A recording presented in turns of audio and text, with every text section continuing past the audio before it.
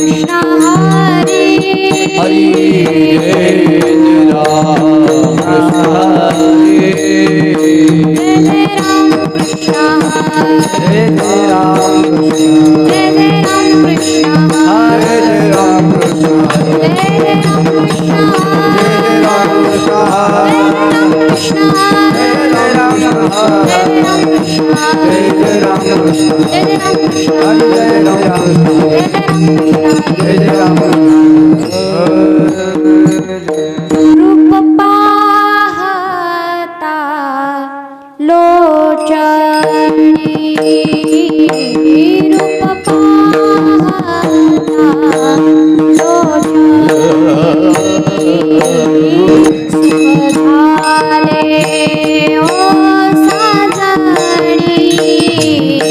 सुख झाले ओ साजनी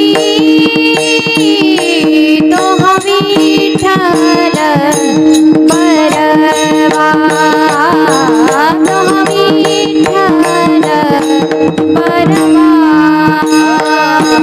तो माधव बरवा तो माधव बरवा तो विठ्ठल बरवा तो विठ्ठल बरवा बहुत सुकृताची जोडिया बहुत सुकृताची जोडिया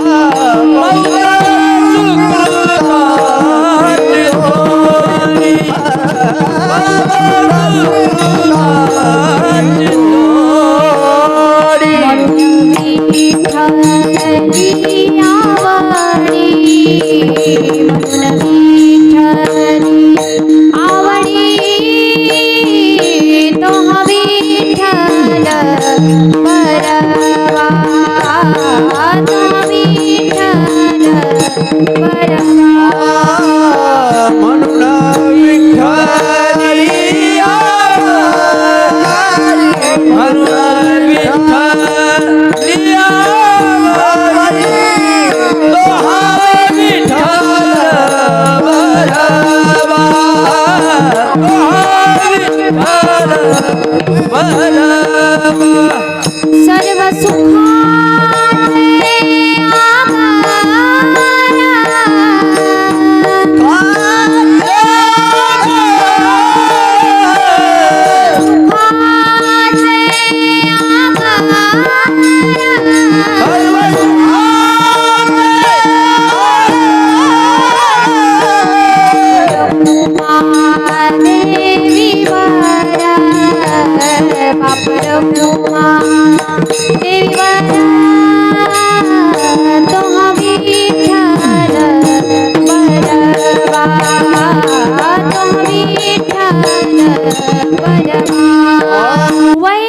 वैराग्याचे भाग्य वैराग्याचे भाग्य वैराग्याचे भाग्य वैराग्याचे भाग्य संत संघाची लाग संत संघाची लाग संत संघाची लाग संत संघाची लाग संत संघाची लाग संत संघाची लाग वैराग्याचे भाग्य वैराग्याचे भाग्य वैराग्याचे भाग्य वैराग्याचे भाग्य संत संघाची लाग संत संघाची लाग संत संघाची लाग संत संघाची लाग संत संघाची लाग संत कृपेचे हे दीप संत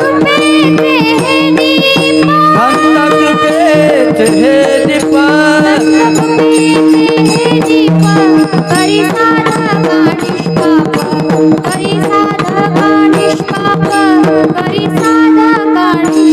संत कृपेचे हे दीपक करी साधक निष्पा करी साधक निष्पा करी साधक निष्पा तोची देवा भक्त भेद भेद नाही जात भेद भेद नाही जात भेद भेद नाही जात दोषी भक्त भेदा भेद नाही जात भेदा भेद नाही जात भेदा भेद नाही जात संत कृपेचे हे दीप कृपेचे शिवा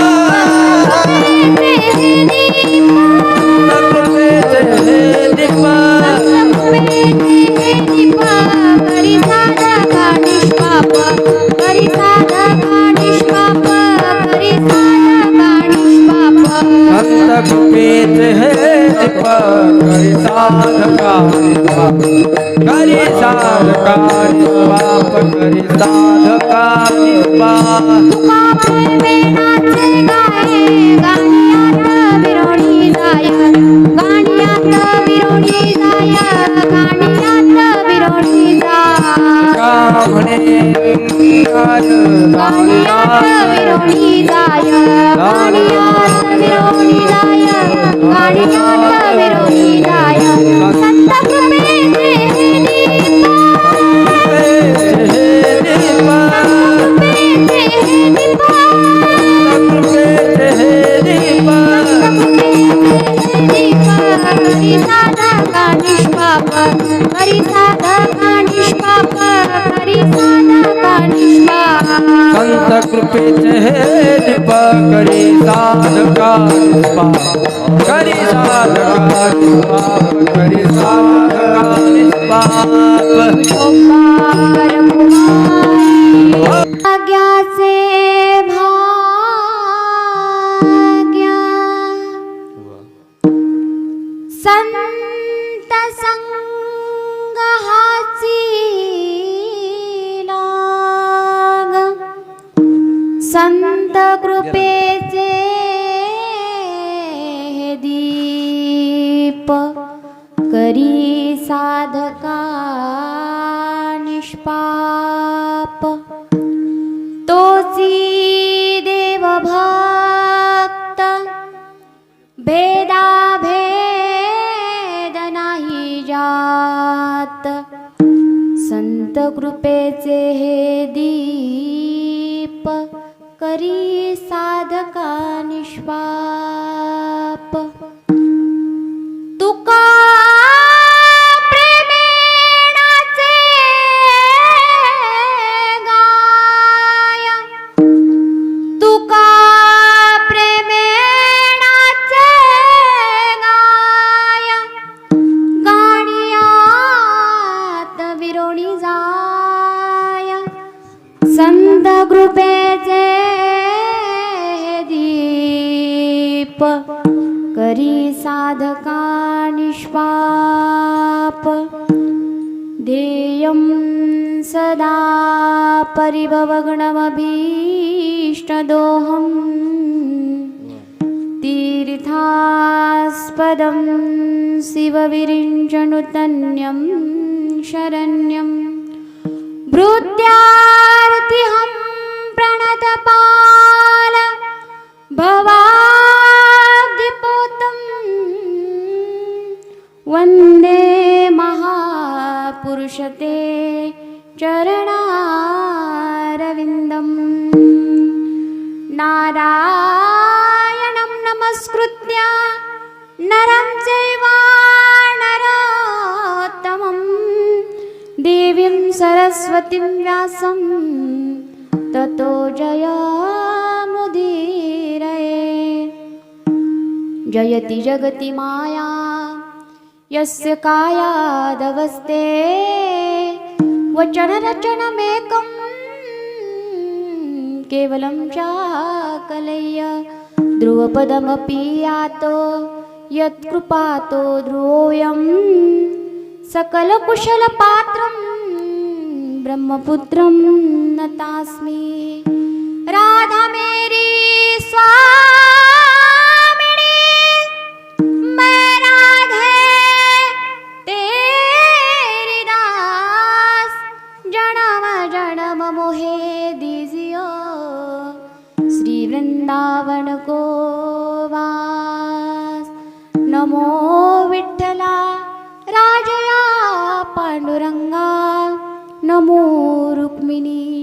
माऊली ज्ञानगंगा नमो पुंडलिका नमो चंद्रभागा नमस्कार माझा तया रुक्मिणी पांडुरंगा पांडुरंगा करू प्रथम नमन पांडुरंगा करू प्रथम नमन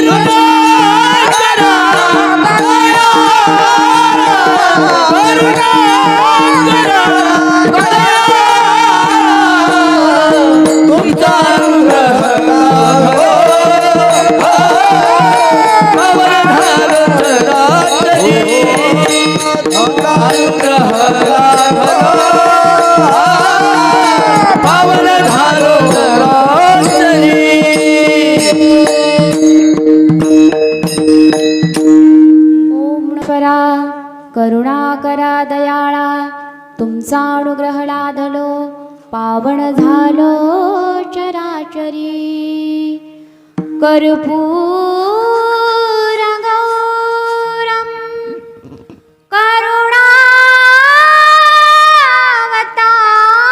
करुणावतारम संसार सारम भुजगेंद्रहारम सदा वसन्तं हृदयारविन्दे भवं भवानी सहितं नमामि वैराग्याचे भाग्य संत संग हाची लाग संत कृपेचे दीप करी साध कानी प्रस्तुत प्राप्त प्रसंगी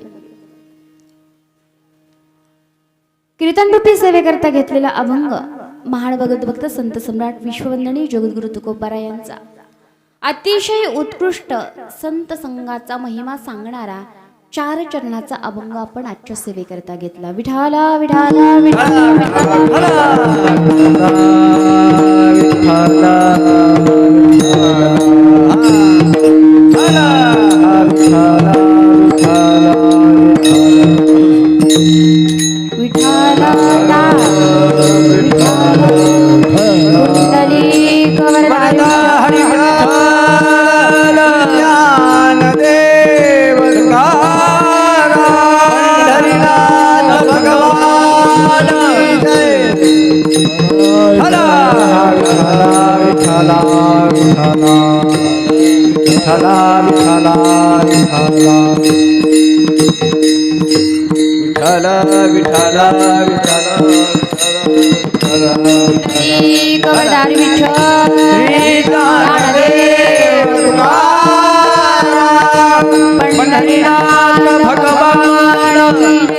माऊली ज्ञानेश्वर महाराज जय.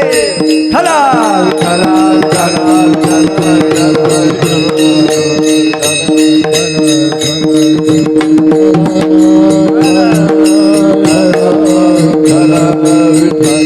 हरी विठ्ठला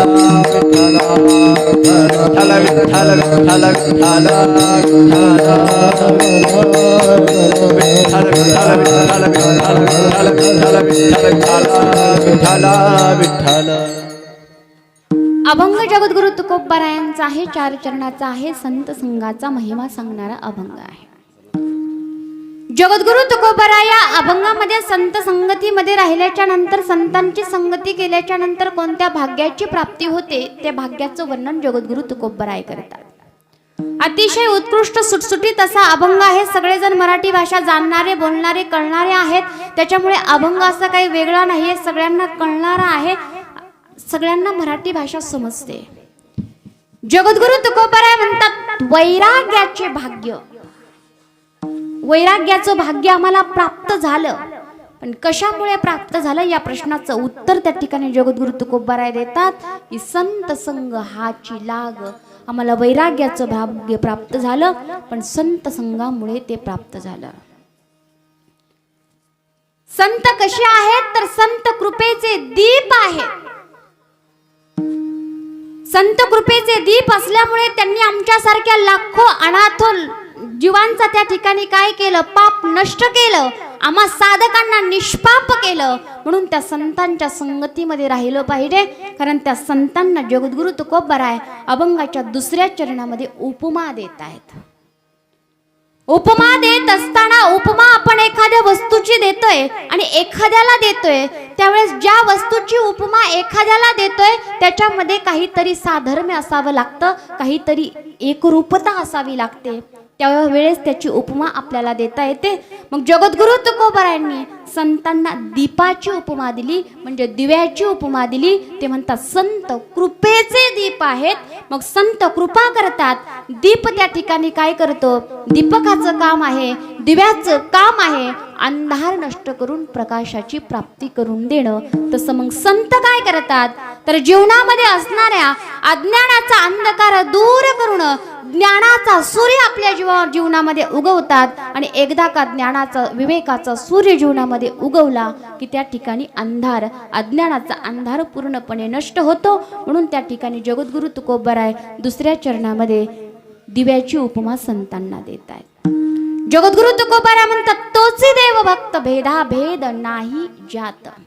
तोच खरा देव भक्त आहे की ज्याच्यात आणि देवात, भक्तात आणि देवात कुठल्याच प्रकारचा फरक राहिलेला नाहीये. दोघे जण एक झालेले आहेत. आणि तशीच काही अवस्था माझी झालेली आहे. म्हणून तर जगद्गुरु तुकोबाराय तुका प्रेमेणाचे गाय गाणियात विरोनी जाय, असो ऐसा कोठे आठवची नाही, देहीच विदेही भोगुदशा. अशी जगद्गुरु तुकोबारायांची अवस्था, अशी जगद्गुरु तुकोबारायांची स्थिती परमार्थामध्ये झालेली आहे. अत्यंत सुंदर असा संत संघाचा महिमा सांगणारा जगद्गुरु तुकोबारायांचा अभंग आणि त्या अभंगाचा सरळ सरळ भावार्थ आपण पाहिला. विठाला विठाला विठाला विठाला विठाला विठाला विठाला विठाला विठाला. सेवेला सुरुवात करण्यापूर्वी थोडासा परिहार द्यायचा म्हणजे तो असा: गोविंदाची महती कृपा, संत महंतांचे आशीर्वाद आणि या संत महंतांच्या आशीर्वादाने श्री भगवान दत्तात्रय आणि त्या दत्तात्रयाच्या दत्त जयंतीनिमित्त या ठिकाणी अतिशय उत्कृष्ट अशा नाम सप्ताहाचं नियोजन या हरिभक्तपरायण भाऊसाहेब महाराज वरकड व वरकड परिवार आंतरवाली सराटी यांच्यातर्फे या ठिकाणी या सुंदर अशा अखंड हरिनाम सप्ताहाची सुरुवात झालेली आहे. आज सप्ताहाला सुरुवात होऊन तिसरा दिवस आहे आणि तिसऱ्या दिवसाची सेवा आज माझ्याकडे आलेली आहे. विशेष सहकार्य या कार्यक्रमासाठी ज्यांचं आहे अतिशय उत्कृष्ट या ठिकाणी या कार्यक्रमामध्ये सप्ताहामध्ये उत्कृष्ट असं श्रीमद भागवत कथा ज्ञान यज्ञ सुद्धा सोहळा आहे. भागवताचं सुद्धा या ठिकाणी सुंदर अशी कथा तुम्ही दुपारी श्रवण करताय. श्रीमद भागवत म्हणजे म्हणतात की माणसाला गीता कसं जगावं शिकवते, पण कसं मरावं हे शिकायचं असेल तर त्याच्यासाठी श्रीमद भागवत ऐकावं लागेल. श्रीमद भागवत कथेचं पान त्या ठिकाणी करावं लागेल. कसं जगावं हे गीता शिकवते. आज गीता जयंती आहे त्याबद्दलही मी तुम्हाला बोलणार आहे. कसं जगावं हे गीता शिकवते, पण श्रीमद भागवत कथाकार सांगतात कसं मरावं हे आपल्याला श्रीमद भागवत सांगतं. कारण जगता जगता माणसाने कसं मरावं याचा सुद्धा अभ्यास केला पाहिजे. कारण जीवन त्याच्याकरता जगायचं, कसं मरावं. कारण मरताना वेदना व्हायला नाही पाहिजेत, मरताना त्रास व्हायला नाही पाहिजे. आणि सहजगत्या का झाकलिया घटीचा दिवा, नेनो काय जाहला केव्हा, या रीती पांडवा जो देह ठेवी. का झाकली या घटीचा दिवा, असा सहजगत्या माणसाचा प्राण गेला पाहिजे. याच्यासाठी याजसाठी केला होता अट्टहास, शेवटचा दिस गोड भावा. याच्यासाठी त्या ठिकाणी आपल्याला श्रीमद भागवत कथा पान करायला पाहिजे. आणि त्या सुंदर असं श्रीमद भागवत कथेचं आयोजन या ठिकाणी आहे. श्री हरिभक्तपरायण रवींद्र महाराज जोशी यांच्या मुखामधून, यांच्या सुंदर अशा वाणीमधून तुम्ही सुंदर असं श्रीमद भागवत कथा पान करत आहात, अमृतपान करत आहात. तुम्ही या ठिकाणी रवींद्र महाराज लिहिलंय, किशोर महाराज जोशी. श्रीमद भागवताबद्दल काय बोलावं, सुंदर असं कथा तुम्ही ऐकताय, त्याच्याबद्दल तुम्ही भरपूर काही ऐकलं असेल. फक्त सांगेल श्रीमद भागवताच्या महात्म्यामध्ये तेणे वाङ्मयी मूर्ती प्रत्यक्षा वर्तते हरे, श्रवणात पाठात दर्शनात पापनाशनी. त्या श्रीमद भागवत कथेचं सेवन केल्याने, सेवनात श्रवण केल्याने किंवा नुसतं त्या ग्रंथाचं दर्शन घेतल्याने सुद्धा पाप आपलं प्रक्षालन होतं, पाप पूर्णपणे निघून जातं. आणि सांगतात तेनेयम वाङ्मये मूर्ती, प्रत्यक्ष भगवान परमात्मा म्हणजे श्रीकृष्ण भगवान परमात्मा म्हणजे श्रीमद भागवत महापुराण आहे.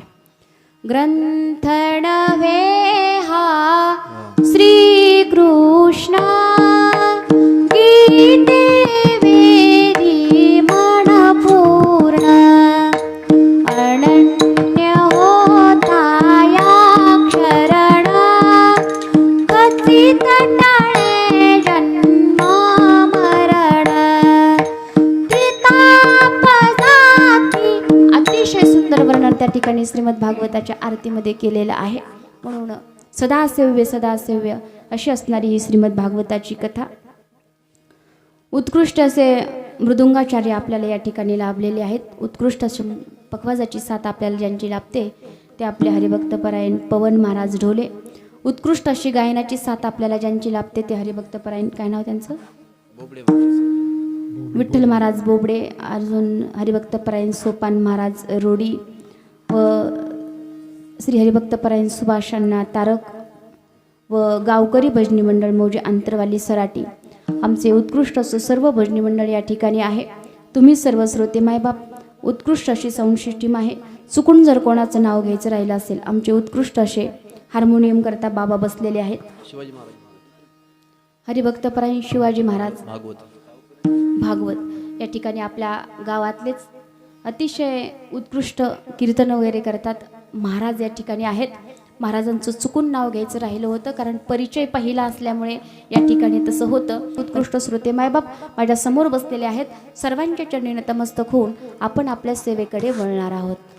मस्तक हे पायावरी, मस्तक हे पायावरी, या वार करी संतांचा, या वार करी संतांचा,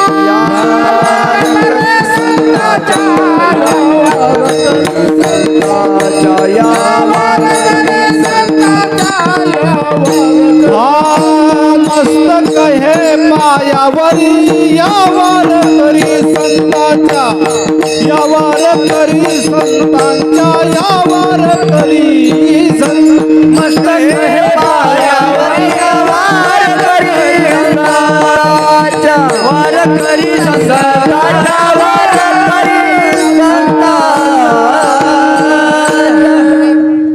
मस्तक हे पायावरी, या वार करी संतांच्या.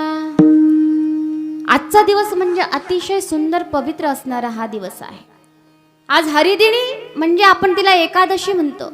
अशी असणारी सुंदर अशी एकादशी आहे आणि त्या एकादशीचं नाव आहे मोक्षदायिनी एकादशी.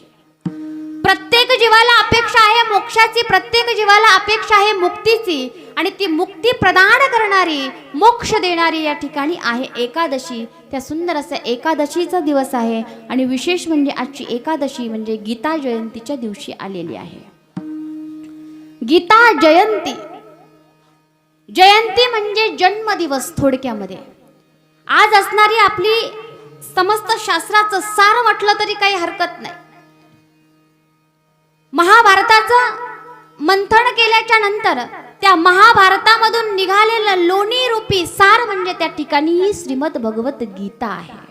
आणि ती श्रीमद भगवत गीता, श्रीमद भगवत गीतेचे 700 श्लोक, 18 अध्याय आहे. माहिती आहे का गीता?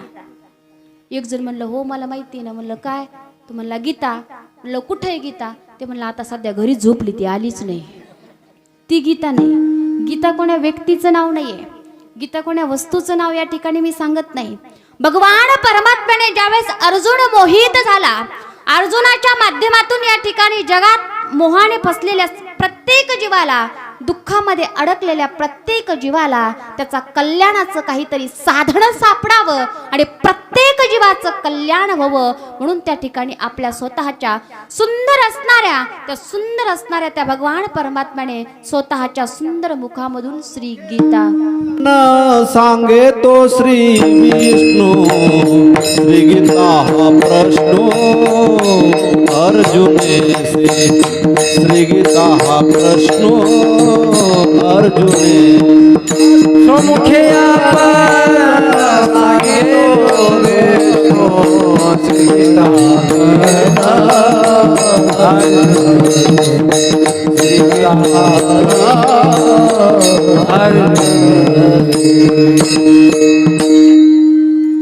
स्वमुखे आपण सांगतो श्री विष्णू, श्री गीता हा प्रश्नो अर्जुनेसी. स्वतःच्या स्वमुखातून त्या भगवान परमात्म्याने या ठिकाणी ही गीता सांगितलेली आहे. सर्व ज्ञान त्या गीतेमध्ये आहे. पण शोकांतिका या गोष्टीची वाटते की आपल्या घरात गीता आहे पण कोणत्या सांदीला पडली ही आपल्याला माहिती. तुम्ही घाबरू नका म्हणता, इकड्याकडेच लक्ष आहे, आमच्याकडे लक्ष नाही, तुमच्याकडे पण आहे. असली गीता तरी एखाद्या भगव्या कपड्यामध्ये बांधून आपण ठेवलेली असते, देवाऱ्यावरती ठेवलेली असते. त्याला कधी आपण उघडून पाहत नाहीत, फक्त लांबून हळदी कुंकू वाहण्याचं काम करतो. बरोबर आहे ना? ते पण दुरूनला हळदी कुंकू वाहतो. पण हळदी कुंकू वाहून तुम्हाला त्याचं ज्ञान प्राप्त होणार नाही. कधी फावल्या वेळात, कधी वेळ मिळाला तर तुम्ही त्या ठिकाणी वाचली पाहिजे, जाणून घेतलं पाहिजे. त्यावेळेस तुम्हाला ती गीता कळेल. तुम्ही म्हणताना आम्हाला संस्कृत कळत नाही. नका का संस्कृत कळेना, पण थोडं तोडकं मोडकं तरी वाचा. बरं नाही गीता कळत, जाऊ द्या. गीता कळत नाही, संस्कृत आहे, आपल्याला संस्कृत वाचता येत नाही, अर्थ कळत नाही. माझ्या ज्ञानोबा रायांनी आपल्या सर्वांवरती एवढी कृपा केली, एवढी कृपा केली की त्या गीतेवरती टीका केली. त्याचं नाव काय? काय? महाराष्ट्रातलेच आहेत ना तुम्ही सगळे का फॉरेनवरून आलात? काय हे आता अवघड झालं बाबा. काय हे? ज्ञानेश्वरी, गीतालंकार नाम ज्ञानेश्वरी. त्या गीतेवरती सुंदर सुंदर सुंदर सुंदर अलंकार चढवले. सुंदर असणारा भगवान परमात्मा, त्या सुंदर असणाऱ्या भगवान परमात्म्याने स्वतःच्या मुखातून गीता सांगितली आणि त्या गीतेवरती माझ्या ज्ञानोबा रायांनी सुंदर सुंदर अलंकार चढवले. विचार करा, एखादी स्त्री आहे ती ऑलरेडी अगोदरच खूप सुंदर आहे. सुंदर असणारी स्त्री लग्नाला तिला जायचंय म्हणून एवढा सुंदर शृंगार केला. शृंगार करायचो बायांना काही सांगावं लागत नाही का? सांगावं लागतं इकडे बायांना? अजिबात नाही. नसलं तरी शेजारचं उसनं नेतात, आणि शेजारनी नाही दिला तर नकली घालतील, पण घालूनच जातील. सुंदर असे अलंकार, मग नथनी असेल, गळ्यातलं असेल, नाकातलं, पायातलं, हातातलं, सगळे काही अलंकार तिने घातले. अगोदरच ती सुंदर आहे आणि सुंदर असणाऱ्या स्त्रीने त्या ठिकाणी सर्व अलंकार घातले. मग ती कशी दिसेल? बेडप दिसेल का? अजूनच सुंदर दिसेल. त्याच प्रकारे अगोदरच सुंदर असणारी गीता आणि त्या गीतावरती माझ्या ज्ञानाईने त्या ठिकाणी टीका केली. तिच्यावरती त्या ठिकाणी टीका केल्याच्या नंतर अजूनच सुंदर त्या ठिकाणी ती ज्ञानेश्वरी झाली. म्हणून त्या ठिकाणी नाही गीता वाचता आली तरी चालेल, पण ज्ञानेश्वरी तरी प्रत्येकाने. भाव धरुनी आवाचे ज्ञानेश्वरी, भाव धरुनी आवाचे ज्ञानेश्वरी, भाव धरुनी आवाचे ज्ञानेश्वरी, भाव धरुनी आवाचे कृपा करी हरी तयावरी, कृपा करी हरी तयावरी राम आपण सांगतो श्री विष्णू, सोमुखे आपण सांगतो श्री विष्णू. कृपा करी हरी तयावरी, कृपा करी हरी तयावरी, सोमुखे आपण सांगतो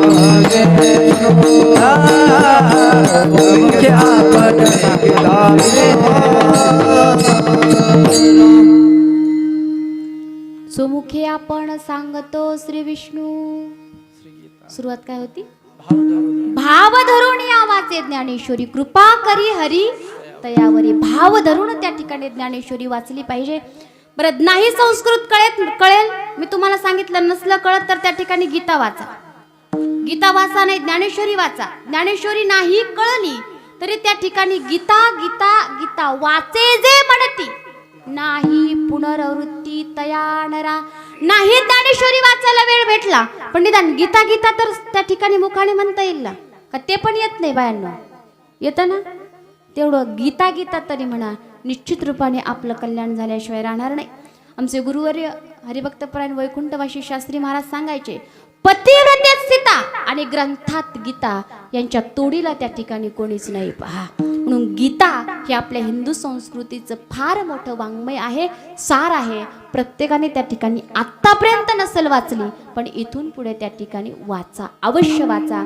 आज गीता जयंती आहे, त्या गीतेचं पूजन त्या ठिकाणी श्रीमद भगवद्गीतेचं केलं पाहिजे.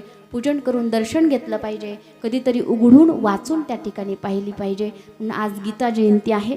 सुंदर अशी मोक्षदायिनी एकादशी आहे आणि त्या एकादशीच्या दिवशी, सुंदर असणाऱ्या या पवित्र पावन दिवशी तुम्हा सर्व श्रोत्या मायबापांच्या दर्शनाचा योग मला ज्यांच्यामुळे आलेला आहे ते आमचे दाजी सटले सर यांच्या माध्यमातून या ठिकाणी तुमच्यापर्यंत येण्याचा योग आलेला आहे. विठाला विठाला विठाला विठाला.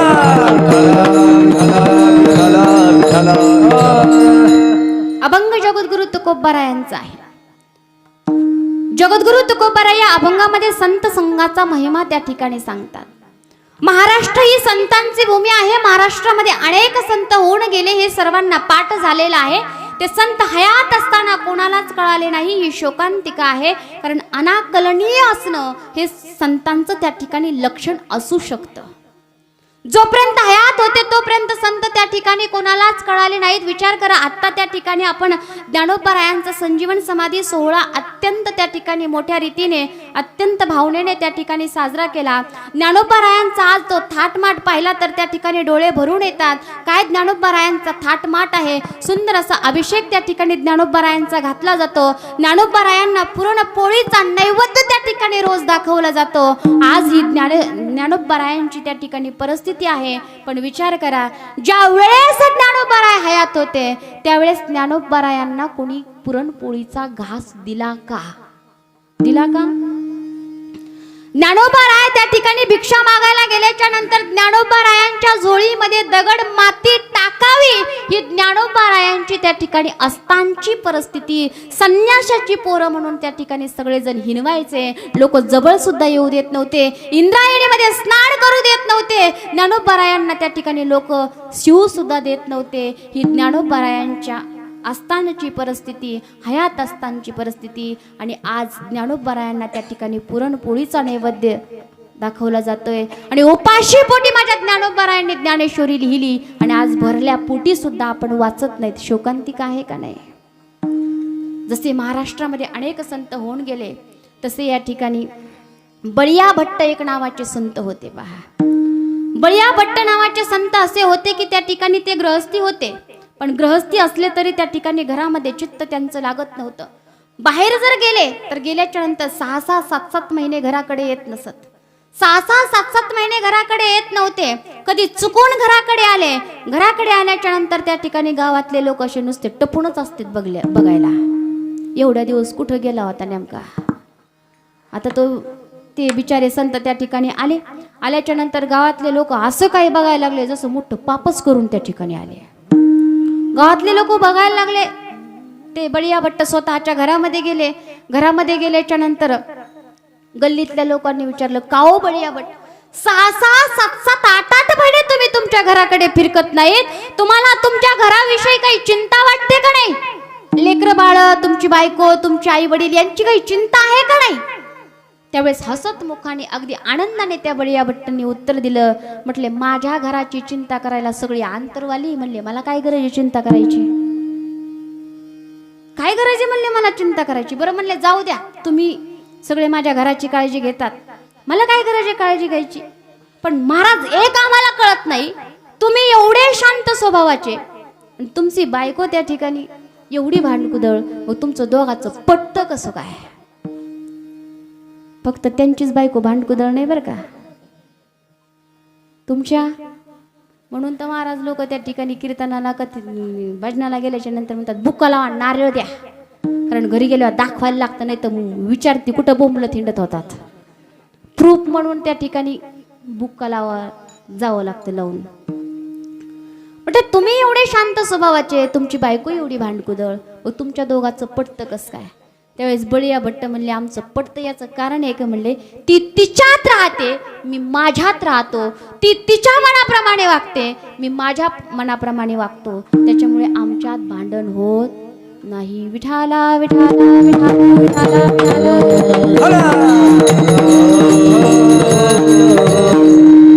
कुणाला जर वाटत असेल की नवरा बायको मध्ये भांडण होत नाही, तर अत्यंत सोपा त्या ठिकाणी एक पर्याय मी तुम्हाला सांगते. होऊ नये असं वाटत असेल तर तिला तिच्या मनाप्रमाणे वागू द्यायचं आणि आपण आपल्या मनाप्रमाणे वागायचं. ती म्हणली, मला संक्रांतीला त्या ठिकाणी नेकलेस घ्यायचा आहे, धर घे पैसे, जा तुझ्या पद्धतीने घे. जमल का? जमल का? नाही म्हणतात. आणि मग नाही म्हणतात म्हणल्यावर कसं काय भांडण मिटल? आणि समजा तिला नेकलेस घ्यायला तुम्ही पैसे देत नाहीत, तिच्या मनाप्रमाणे जाऊ देत नाहीत, आणि तुम्हाला ड्रेस घ्यायचा असल्यावर तुम्ही तिच्या मनाप्रमाणे घेतात का? जातात बी, घेतात बी, शिवणं बी आणतात घरामध्ये, तेव्हा ती बघते कुठं नवीन ड्रेस आलाय म्हणून. तुम्ही तुमच्या मनाप्रमाणे वागतात, पण तिला तिच्या मनाप्रमाणे वागू देत नाहीत, म्हणून घरामध्ये भांडण होतं. विठाला विठाला विठाला.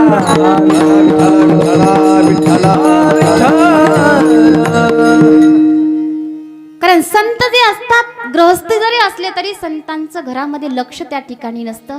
कारण संतांचा संसार सत्यवादी करी संसार सकळ. अलिप्त कमळ जळी जैसे असा त्या ठिकाणी संतांचा संसार असतो. परमार्थामधल्या ज्या वस्तू आहेत, परमार्थामधली वस्तू जर प्राप्त झाली तर परमार्थामधली वस्तू प्राप्त झाल्याच्या नंतर माणसाला त्या ठिकाणी समाधान प्राप्त होत असतं. पण प्रपंचामधली वस्तूच्या येण्याने त्या ठिकाणी माणूस शांत होत नाही, समाधानी होत नाही, तर प्रपंचामधल्या वस्तूच्या येण्याने माणूस नेहमी दुःखी होतं. कारण एक वस्तू आल्याच्या नंतर दुसऱ्या वस्तूची अपेक्षा, आशा माणसाच्या मनामध्ये येते. सगळे गृहस्थी आहेत, सगळे प्रापंचिक आहेत. विचार करा, घरामध्ये टीव्ही नाहीये, टीव्ही नाही हे कळालं, पण टीव्ही आणल्याच्या नंतर माणसाचं समाधान होतं का हो? अजिबात नाही. परत फ्रीज आणण्याची अपेक्षा, कारण माणसाच्या मनामध्ये एक ना एक अपेक्षा येतच राहतात आणि त्याच्यामुळे माणूस दुःखी होतो. सर्व सुखाची आशा जन्म गेला, क्षण एक मुक्ती अज्ञानाची केला, हिंडता दिशा क्षीण पावला, माया वेष्टीला जीव माझा. सर्व सुखाची आशा जन्म गेला, क्षण एक मुक्ती अज्ञानाची केला, हिंडता दिशा क्षीण पावला, माया वेष्टीला जीव माझा. सर्व सुखाची आशा जन्म गेला,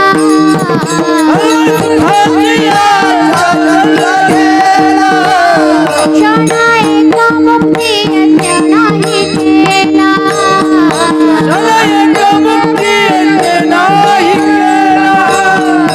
सर्व सुखाची आशा जन्म गेला, क्षण एक मुक्ती अज्ञानाची केला, हिंडता दिशा क्षीण पावला,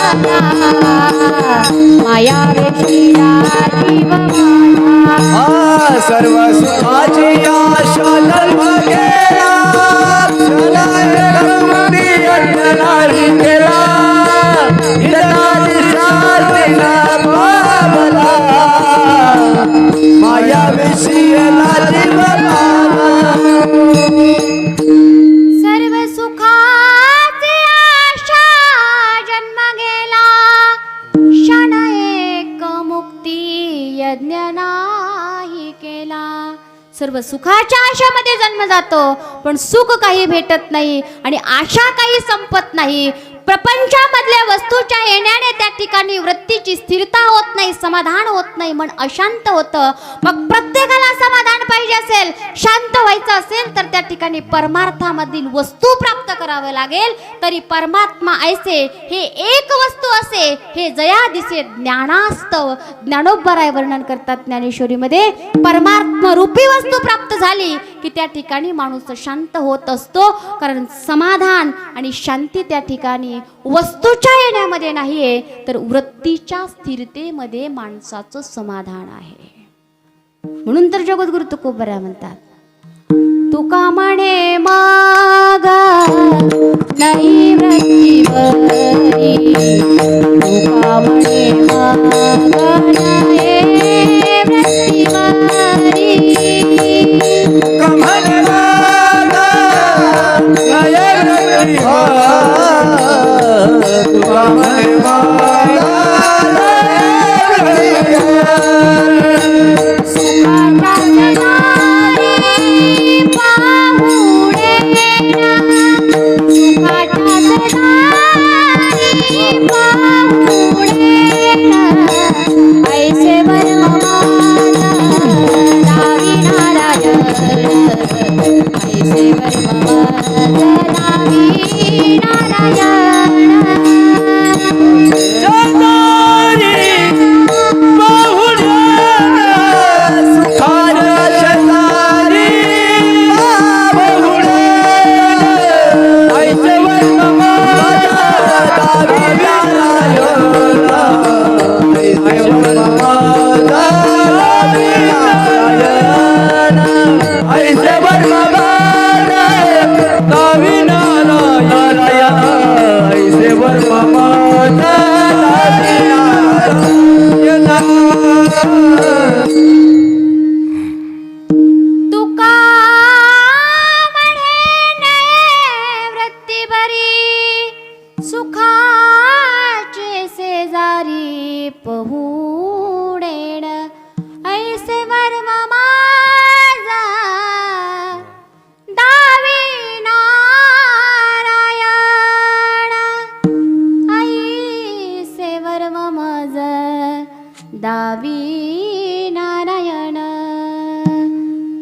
समाधान जर पाहिजे असेल तर त्या ठिकाणी वृत्तीची स्थिरता करावी लागेल. मग जगद्गुरु तुकोबारा म्हणतात, तुम्हाला जर समाधान पाहिजे असेल, वृत्तीची स्थिरती करायची असेल, परमात्म्याची प्राप्ती करून घ्यायची असेल, तर परमात्म्याची प्राप्ती त्या ठिकाणी अन्य इतर कोणत्या साधनांनी होणार नाहीये. त्याच्यासाठी ज्यांना परमात्मा प्राप्त झालाय अशा लोकांकडे जा. ज्यांनी परमात्म्याचा अनुभव घेतलाय अशा लोकांकडे जा. ज्यांनी परमात्मा पाहिलाय अशा लोकांकडे जा. ज्यांच्याकडे परमात्मा आहे अशा लोकांकडे जा आणि त्या लोकांना त्यांना विचारा, तुमच्याकडे भगवंत आहे, तुम्ही भगवंताला पाहिलंय, कशाने पाहिलंय? मग अशा लोकांच्या संगतीमध्ये जर तुम्ही गेलात तर ते लोक तुम्हाला त्या ठिकाणी त्याचा मार्ग दाखवतील आणि ते त्या ठिकाणी तुम्हाला परमात्म्याची प्राप्ती करून देतील. मग संतांच्या उपाय हरि प्राप्ति से उपाय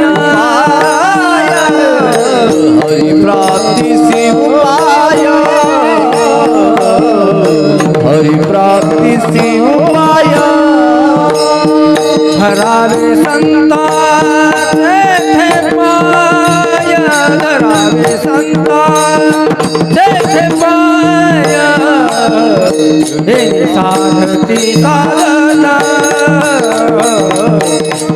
साधती साधना धरावे संताचे पाय संताचे पाय हे साधती साधना हे साधती साधना हरि प्राप्तीसी उपाया धरावे संता ते पाया येणी साधती साधना. भगवंताची जर प्राप्ती करून घ्यायची असेल तर त्या ठिकाणी संतांच्या संगतीमध्ये राहावं लागेल. अहो आम्ही संत संगती करू, कळतंय ना सगळ्यांना का झोपले नाही ना? अहो आम्ही संत संगती करू, पण संत संगती केल्यामुळे आमचा फायदा काय? कारण प्रत्येक व्यक्ती प्रत्येक जीव फायद्याशिवाय काहीच करत नाही. पहा, बिना फायद्याचं कुणीच काही करत नाही. म्हणून तर पहा ना, श्रीमंत माणसाला लाखो मित्र असतात, गरीब माणसाला किती असतात? किती असतात? श्रीमंताच्या मुलीचं जर लग्न असेल तर दादा मामा मी हे काम करतो, राहू द्या काहीच बघू नका, तुम्ही ही खुर्ची घ्या, खुर्चीवर बसा. कुणाचं लग्न असेल तर होतात ना लग्न तुमच्याकडं? मग बोलत चला जरा, आमच्याकडे होतात म्हणून सांगितलं. असेल तर त्या ठिकाणी लोक सगळं काम करतात आणि गरीब बोलवायला जाऊन सुद्धा गरीबाकडे कुणी येत नाही, त्याचं काम कुणी करू लागत नाही. मी सांगत काय होते तुम्हाला? फायदा श्रीमंताकडून आहे, एखादं काम आमचं हा करू शकतो उद्या, म्हणून आज आपण त्याचं काम करतो, त्याच्याशी मित्रत्वाचं नाचं करतो आणि त्याच्याशी त्या ठिकाणी माणुसकी दाखवून त्याच्यासोबत मित्रपणा करतो, कारण हा उद्या आपल्या कामी येईल. पण गरीब आपल्या कामाला काय येणार आहे? त्याचंच त्याला भागेना, तो काय आम्हाला देणार आहे? म्हणून वेडा मनुष्य सुद्धा बिना फायद्याशिवाय काहीच करू शकत नाही. पहा, प्रयोजन अनुउद्दिश्य न मंदोपी प्रवर्तते. रस्त्याने जात असताना एक वेडा कागद गोळा करत होता. शहाणा माणसाने विचारलं, का हो काय करताय? आता शहाण्याला वाटलं काय वेडा आहे बाबा, हे काय कागद गोळा करतोय, कशाला कागद गोळा करतोय? अहो कशाला हे कागद गोळा करतात? तो म्हणला, ग बसा, अजिबात बोलायचं नाही. का बरं, कशाला कागद गोळा करतात? ते म्हणला, ते कागद नाही, ते पैसे येतो. आपल्या दृष्टीने जरी ते कागद असले तरी त्याच्या दृष्टीने ते काय येतं? पैसे. त्याला वाटतं ते पैसे आहेत म्हणून तो उचलतोय, गोळा करतोय, मोजतोय. म्हणून आपण सुद्धा बिना फायद्याचं काहीच करत नाही, बिना फायद्याचं कोणीच काही करत नाही. मग आम्ही संत संगती करायचो, पण संत संगती पासून आमचा फायदा काय? संत दर्शनी हा लाभ संत दर्शनी हा लाभ संत दर्शनी हा लाभ संत दर्शनी हा लाभ संत दर्शनी हा लाभ संत दर्शनी हा लाभ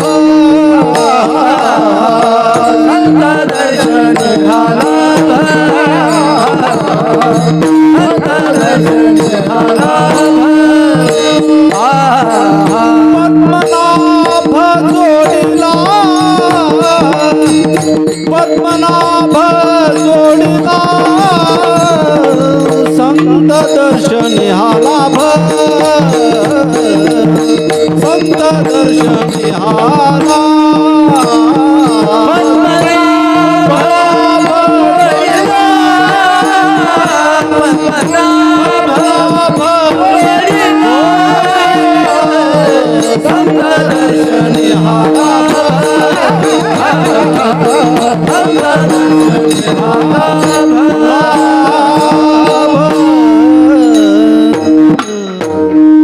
वा वा, अतिशय सुंदर प्रमाणे. एकदा जोरदार टाळ्या वाजवा. जेवण केलंय ना? अजून जोराना. तुम्ही जर दाद दिली तर कलाकारांना त्या ठिकाणी गावंसं वाटतं. तुम्हीच असं त्या ठिकाणी 10व्या वर्ष श्राद्धाच्या कीर्तनाला बसले आणि बसलात तर बिचारे झोपी जातील ना. म्हणून तुम्ही न टाळी वाजवा म्हणायच्या अगोदर टाळी वाजवली पाहिजे. अतिशय उत्कृष्ट प्रमाणे या ठिकाणी महाराजांनी गायलेलं आहे की संत संगामुळे त्या ठिकाणी पद्मनाभ जोडी येला, संत दर्शने हा लाभ. संत संघामध्ये त्या ठिकाणी भरपूर असा लाभ आहे. संत संघामुळे त्या ठिकाणी भगवान परमात्म्याची प्राप्ती होते हे तुम्हा आम्हाला समजलं. पण भगवान परमात्म्याच्या प्राप्ती करता कोणतं भाग्य कामाला येतं? कारण भाग्य या शब्दाचा अर्थ काय आहे? भाग्य या शब्दाचा आपण सहज म्हणतो तुझ्या भाग्यात नाही, तुझ्या भाग्यात होतं म्हणून प्राप्त झालं.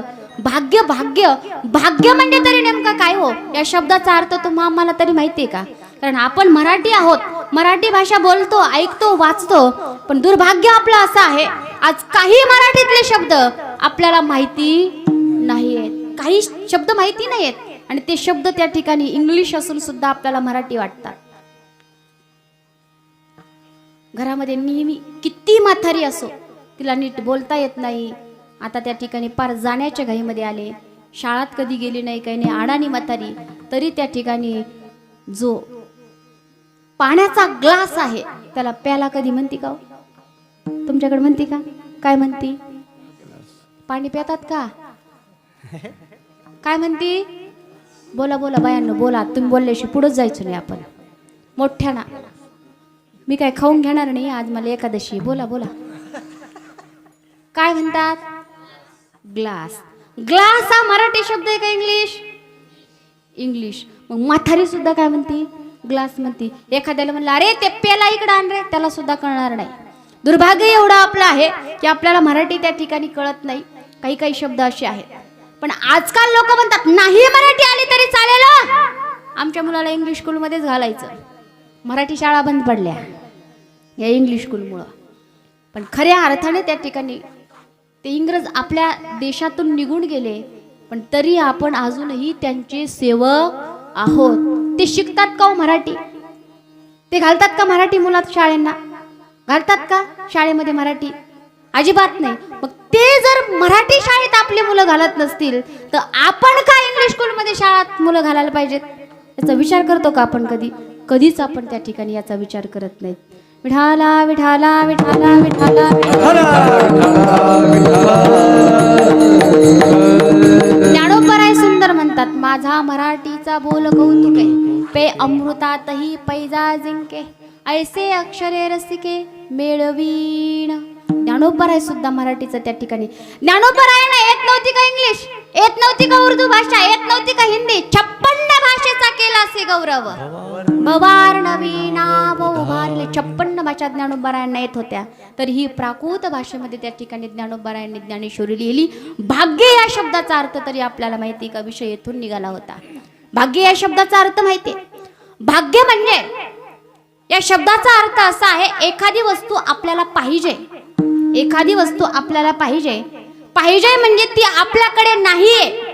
एखादी वस्तू आपल्याला पाहिजे, त्या वस्तूची ती वस्तू आपल्याकडे नाहीये, त्या वस्तूची खरंच आपल्याला गरज आहे आणि ती वस्तू बिना सायास बिना प्रयत्न केल्याच्या नंतर मिळणं, याला खऱ्या अर्थाने काय म्हणायचं? भाग्य म्हणायचं. भाग्याचा उदय हारा, भाग्याचा उदय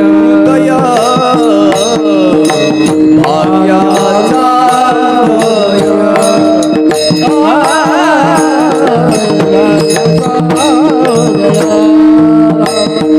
तिही दोणी संत पाय, तिही दोणी संत पाय, ये येथोनिया विठ्ठल माता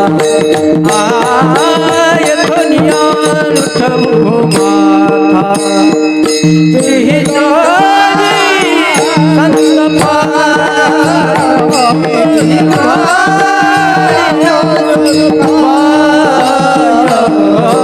येथोनिया विठ्ठल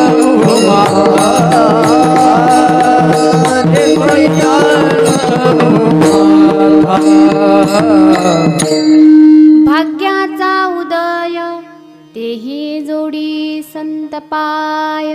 भाग्य त्या ठिकाणी आपल्याला संत संगतीमुळे प्राप्त होत असतं. कोणतं भाग्य संतांच्या संगतीत आल्याच्या नंतर प्राप्त होतं? अभंगाचं प्रथम वैराग्याचे भाग्य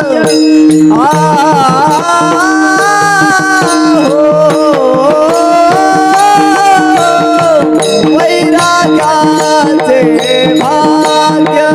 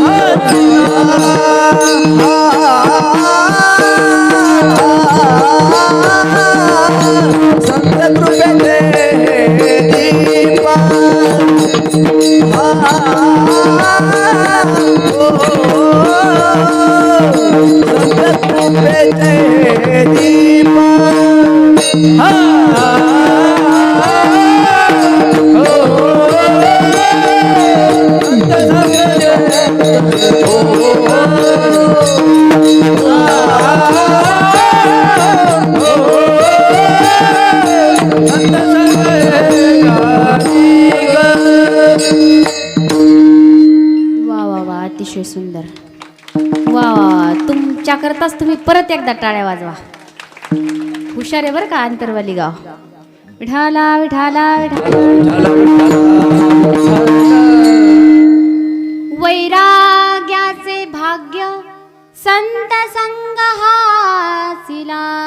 जगद्गुरु तुकोबाराय म्हणतात संत संगतीमध्ये आल्याच्या नंतर संत संघामुळे कोणतं भाग्य प्राप्त होतं? तर वैराग्याचं भाग्य प्राप्त होतं. वैराग्य या शब्दाचा अर्थ काय आहे? वैराग्य या शब्दाची व्याख्या आपण त्या ठिकाणी विचार सागराच्या दृष्टीने सुद्धा आणि त्या ठिकाणी जगद्गुरु तुकोबारायांच्या दृष्टीने सुद्धा पाहणार आहोत. जगद्गुरु तुकोबाराय त्या ठिकाणी म्हणतात भक्ती ते नमन वैराग्य तो त्याग. वैराग्य म्हणजे त्याग. एखाद्या वस्तूचा त्याग करणं त्यांना या ठिकाणी वैराग्य आपण म्हणू शकतो. विचार सागराच्या दृष्टीने या ठिकाणी या वैराग्याची व्याख्या आलेली आहे. इहलोकापासून परलोकापर्यंत अनुकूल मानलेल्या भोगाच्या त्यागाच्या इच्छेस वैराग्य असं म्हणतात. महत्वाचा शब्द याच्यामध्ये आहे अनुकूल मानलेल्या भोगाच्या त्यागाच्या इच्छेस. म्हणजे एखाद्याच्या समोर आपण गुलाबजामुनचं ताट मांडलं, भरपूर असे 10-15 गुलाबजामुन आहेत, लुसलुसीत गुलाबजामुन त्या ठिकाणी पाकामध्ये भिजलेले. तोंडाला पाणी येऊ देऊ नका. आणि आलं तरी इथं नाही येत सध्या, नंतर आणि येताना. आज विसरले. लुसलुसीत असे पाकामध्ये भिजलेले ते गुलाबजामुन लाल बुंद त्या ठिकाणी तळलेले आहेत. आता बऱ्याच जणांच्या तोंडाला पाणी आलं असतं, येऊ द्या जाऊ द्या.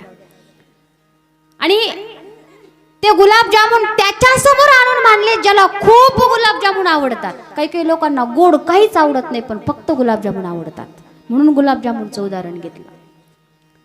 अशा व्यक्तीच्या समोर त्या ठिकाणी आणून मांडलेले आहेत, त्याला फार गुलाबजामुन आवडतात आणि त्याच्या समोर मांडल्याच्या नंतर तो म्हणतो नको मला, अहो थोडे खा ना. तो म्हणतो नको नको मला. याला खरा त्याग म्हणायचा. पण एखाद्याला आवडत नाही तर त्याच्या पुरून टोपलं भरून म्हणलं अहो खा ना, म्हणतो नको मला, अहो खा ना, नाही नको मला, आवडतच नाही तर काय खाशील. आवडीच्या वस्तूचा त्याग थोडक्यात मला सांगायचं, आवडीच्या वस्तूचा आणि विशेष म्हणजे प्राप्त असलेल्या वस्तूचा सुद्धा. एखाद्याला आवडत आहे, चला ना गुलाबजामुन खायला, तर मला नको मला नको, अहो नाहीतच तर काय खातात. असताना त्याचा त्याग, याला काय म्हणायचं, खऱ्या अर्थाने वैराग्य म्हणायचं. विठाला विठाला विठाला विठाला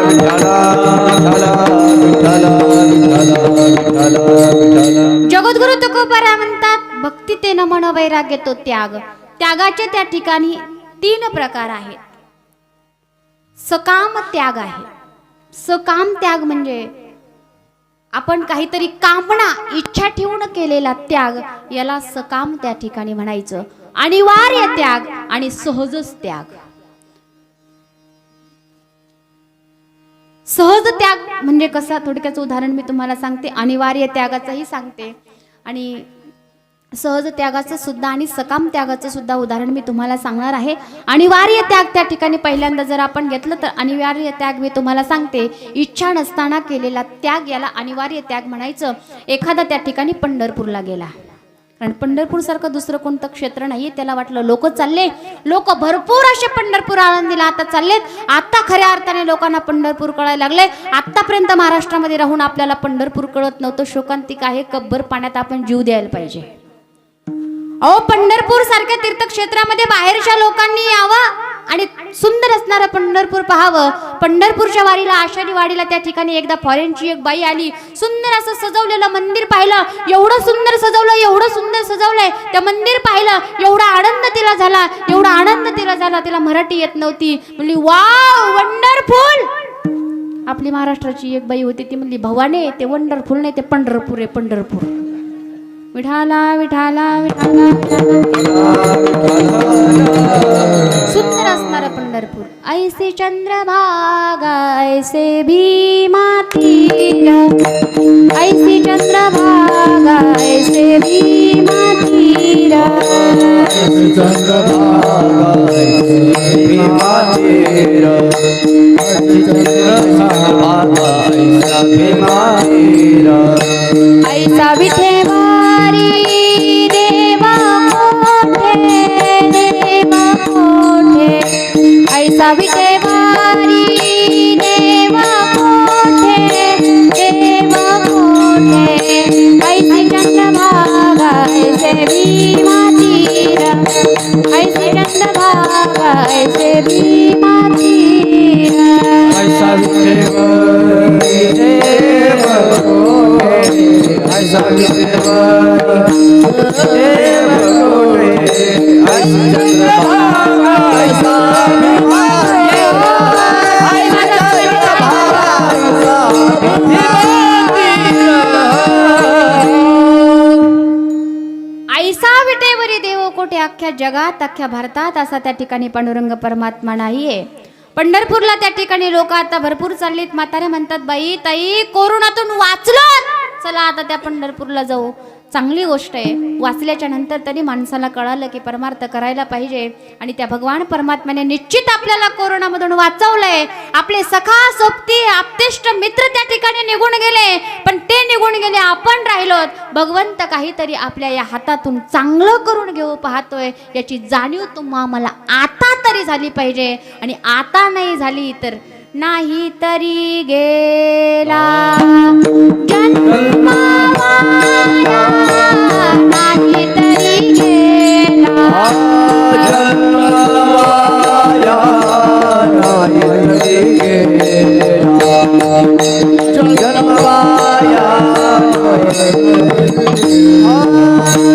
सांगतो तुम्हासी भदारे विठ्ठल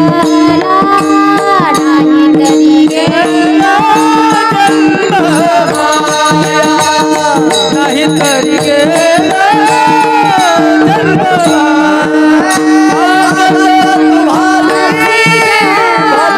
विठ्ठला नाही तरी गेला जन्मवाया नाही तरी गेला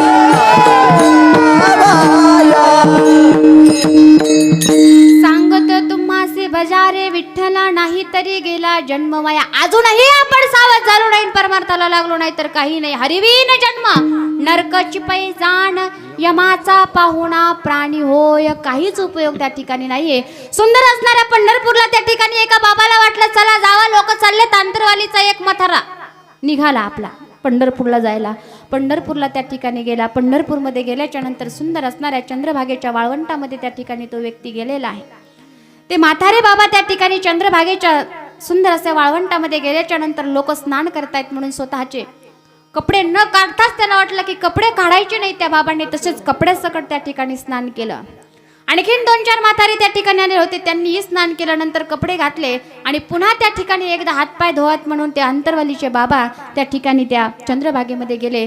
चंद्रभागेमध्ये गेल्याच्या नंतर चंद्रभागेचं पाणी घेण्याकरता खाली वाकले. वाकल्याच्या नंतर वरच्या खिशात गुलाबी कलरच्या 2-4 नोटा होत्या.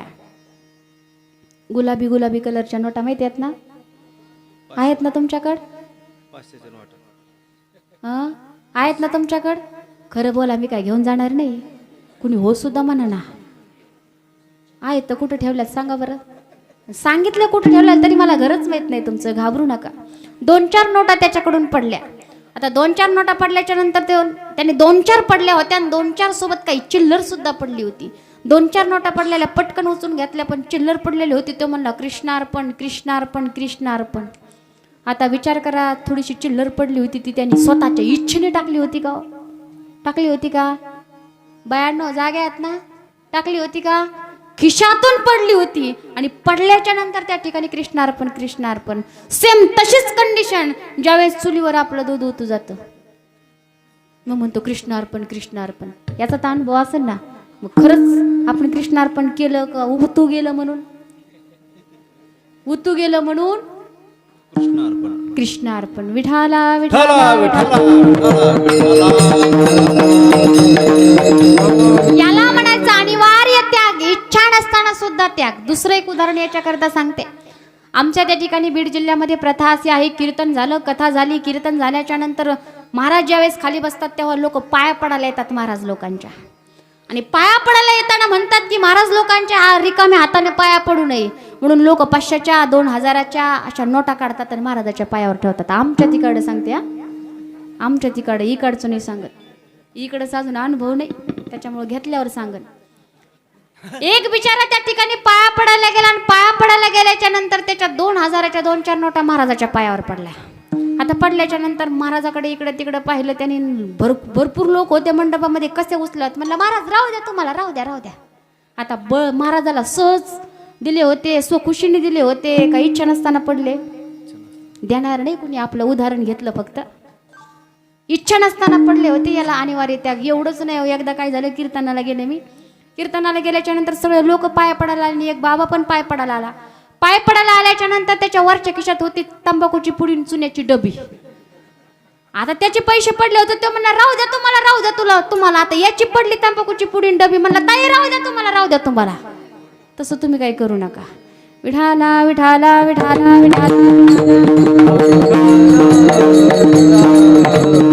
अनिवार्य त्याग म्हणजे थोडक्यात इच्छा नसताना केलेला त्याग, त्याला अनिवार्य त्याग म्हणायचं. सकाम त्याग. थोडक्यात आपण त्या ठिकाणी एखाद्याला व्याजाने पैसे देतो म्हणजे त्याच्यात थोडे अजून व्हावेत याच्यासाठी आपण त्याला व्याजाने देतो का? तसेच देतो का? अजिबात नाही. याला सकाम त्याग त्या ठिकाणी म्हणायचं. आणि सहजच त्याग म्हणजे आपोआप होणारा त्याग. एखादी छोटीशी मुलगी आहे, रडते कशासाठी? भाऊलीसाठी. तिला झोप आली, तिच्या हातातली भाऊली आपण घ्या. ती भाऊली सोडत नाही, घट्ट तिने त्या भाऊलीला पकडलंय आणि ती भाऊली सोडत नसताना त्या भावलीला घट्ट पकडून ती झोपी जाते आणि झोपी गेल्याच्या नंतर अगोदर न देणारी भावली मोठ्या मोठ्याने ती रडत होती, पण झोपी गेल्यामुळे आता आपोआप तिच्या हातातून ती भावली सुटून जाते. तसाच आपोआप आपल्याकडून संसार सुटावा याला खऱ्या अर्थाने वैराग्य म्हणतात. विठाला विठाला विठाला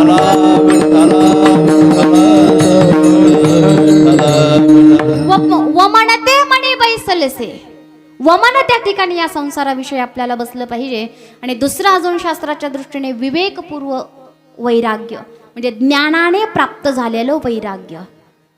दोषदृष्टीपूर्वक वैराग्य. दोषदृष्टी म्हणजे एखाद्या अन्नामध्ये दोष आहे, चव त्याला नाहीये म्हणून ही भाजी मला खायची नाही म्हणून याचा त्या ठिकाणी त्याग करणं याला दोषदृष्टीपूर्वक त्या ठिकाणी वैराग्य म्हणतात. अरुचिपूर्वक वैराग्य, दृष्टीपूर्वक वैराग्य आणि विवेकपूर्व वैराग्य असे वैराग्याचे त्या ठिकाणी अनेक प्रकार आहेत. जगद्गुरु तुकोबराय म्हणतात आम्हाला वैराग्याचं भाग्य प्राप्त झालं. विठाला विठाला विठाला विठाला. तुम्ही म्हणता की दुसरं एखादं भाग्य प्राप्त झालं असतं तर आम्ही संत संग केला असतं. वैराग्याचं भाग्य कशाला? आम्हाला नाही आवडत वैराग्याचं भाग्य. कारण कोणाला वाटतं संसार सोडावा आणि जावा? वाटत असलं तर चला मी तुम्हाला उद्या पंढरपूरला सोडून येते. औसाद 15 दिवस गेलं तर बाळ्याच्या मम्मीची 17 बरी आठवण येते आणि कायमस्वरूपी संसार आम्ही कसं काय सोडून जाऊ? अजिबात नाही. त्या ठिकाणी एवढं वैराग्य आपल्याला प्राप्त झालेलंच नाहीये. त्याच्यामध्ये मरकट वैराग्य आहे, स्मशान वैराग्य आहे, खरं वैराग्य आहे. मरकट वैराग्य म्हणजे त्या ठिकाणी मरकट वैराग्य सुनाने घरातून हाकलून दिलं म्हणून बिचारा पंढरपूरला जायला निघाला. पंढरपूरला जायला त्या ठिकाणी बिचारा निघाला. आंतरवाली येऊन निघाला जालन्याला. जालन्याहून एसटी पकडायची त्याला पंढरपूर. इथून जालन्यापर्यंत जाऊपर्यंत आता वापस यायचं नाही. या सुनाने एवढं कदरिलंय आणि सून सुद्धा त्याला कदरली. ते लोकाचे म्हातारे पटापटा पकवाजे, लोकाचे म्हातारे पटापटा पटापटा मारायला लागले. पण आमचं म्हातारं कसं काय मराणा म्हणली, कुठं चिठ्ठी हरवली त्याची काय माहिती. म्हातारं म्हणलं ही सून एवढी त्रास देते, आता मला काही परत यायचं नाही. कुठपर्यंत? जालन्यापर्यंत जाऊस तर. जालन्यापर्यंत गेला, पंढरपूरची बस पाहिली. आता बसमध्ये चढायचंय, तेवढ्यामध्ये आठवण आली लहान्या बाळ्याची. अरे त्या सुनाकडे कशाला लक्ष देऊ? बाळ्या माझ्याशिवाय भाकरीचा तुकडा सुद्धा खाणार नाही. ती रानात गेल्यावर बाळ्या उन्हातच हिंडन, ती रानात गेल्यावर बाळ्या नालीतच खेळन, ती रानात गेल्यावर बाळ्याकडे कोण लक्ष देईन? बिचारा परत आंतरवालीला आला. याला काय म्हणायचं? मरकट वैराग्य. जसं माकड एका फांदीवर किंवा एका जागी कधीच स्वस्त बसत नाही, तसं माणसाचं वैराग्य सुद्धा खरं वैराग्य राहत नाही. दुसरं स्मशान वैराग्य. स्मशान वैराग्य एखाद्याच्या त्या ठिकाणी अंत्यविधीला आपण गेल्याच्या नंतर शरीराची होय माती, सारी अवघे कामे खोटी, अंती जाणे मसनवटी. स्वजन आणि गण गोता, उपाय नाही हो चालत, शरीराची होय माती. एखाद्याच्या अंत्यविधीला गेल्याच्या नंतर हे सगळं आपल्या लक्षात येतं. शरीराची माती होते, स्वजनानी गणगोत कुणी कामाला येत नाही, एकट्याला जावं लागतं, मसनवाट्यात राहावं लागतं. हे तिथं आपल्याला स्मशानभूमीमध्ये गेल्याच्या नंतर कळतं. आपण म्हणतो काय खरंय, काय खरंय, आत्ता बोलत होता बाळ्या, आत्ता बोलत होता राम्या आणि आत्ता लगे गेला म्हणून त्या ठिकाणी निरोपाला. काय खरंय माणसाचं? पण काय खरंय माणसाचं कुठपर्यंत? जोपर्यंत स्मशानभूमीत आहे तोपर्यंत. एकदा घरी आला, थंडीचे दिवस, बायकोने गरम गरम पाणी आंघोळीला दिलं, गरम गरम पाण्याने आंघोळ केली. अस्वस्थ खुर्चीवर बसला, बायकोने चेहऱ्याकडे पाहिलं, म्हणजे खुश करायचं असेल तर 1 कप चहा आता लागन. वाजलेत 12 पण त्याच्याशिवाय खुश होणार नाही. बिचारी म्हणली चहा आणते. गेली त्या ठिकाणी, सुंदर असा चहा केला, भरपूर वेळ उकळून दिला, कपामध्ये आणला आणि कपामध्ये आणल्याच्या नंतर नवऱ्यासमोर ठेवला. नवऱ्याने तो चहाचा कप पाहिला आणि सगळं वैराग्य विसरून गेला. काय खरंय, काय खरंय म्हणणारा आता बायकोच खरी म्हणायला लागला. विठाला विठाला विठाला विठाला. याला स्मशान वैराग्य त्या ठिकाणी म्हणायचं. पण अशा वैराग्याचा काहीच उपयोग नाही. वैराग्य जर आपल्याला त्या ठिकाणी पाहिजे असेल तर खरं वैराग्य, विवेकपूर्व वैराग्य. हा संसार मिथ्या आहे, ह्या देह नाशिवान आहे, हे सगळं मिथ्या आहे. हे ज्ञान होऊन एकटाच खऱ्या अर्थाने परमार्थ परमात्मा आहे हे ज्ञान ज्या वेळेस होतं त्यावेळेस त्या ठिकाणी खरं वैराग्य माणसाला प्राप्त होतं. विठाला विठाला विठाला.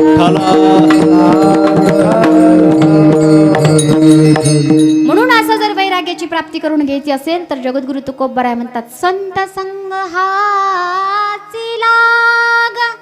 हे वैराग्य त्या ठिकाणी तुम्हाला संत संघाच्या महिमेमध्ये किंवा संतांचा संग केल्याच्या नंतर तुम्हाला प्राप्त त्या ठिकाणी होईल. म्हणून तुम्ही संतांचा संग करा, कारण संत संगतीमध्ये भरपूर असे त्या ठिकाणी आपले फायदे आहेत.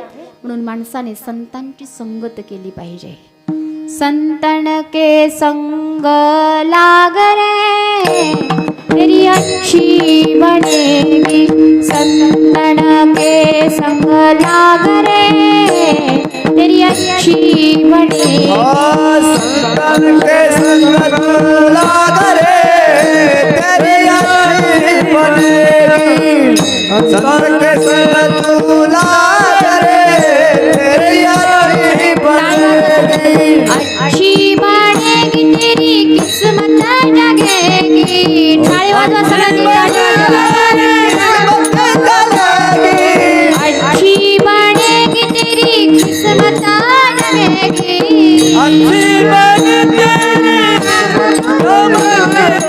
हो गयो तेरो बड़ो भाग रे तेरी अच्छी बनेगी.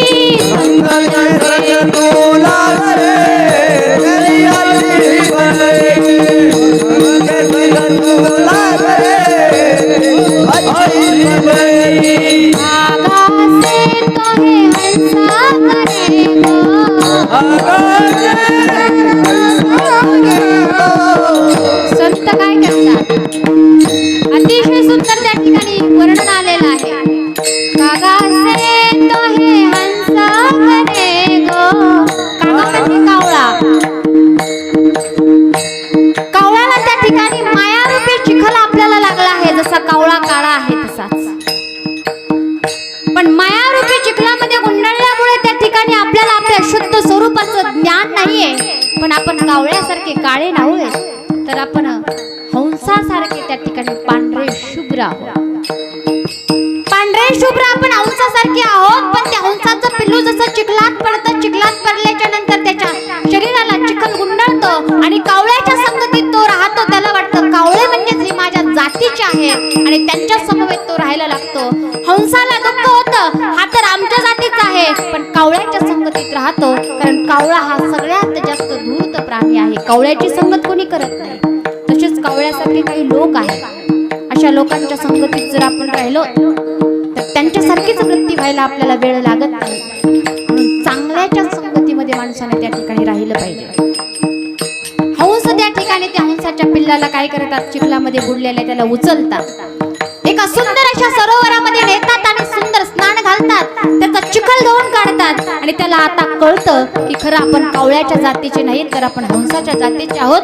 तेव्हापासून त्या हंसासोबत राहायला लागतात. तशीच आपली देखील परिस्थिती झालेली आहे.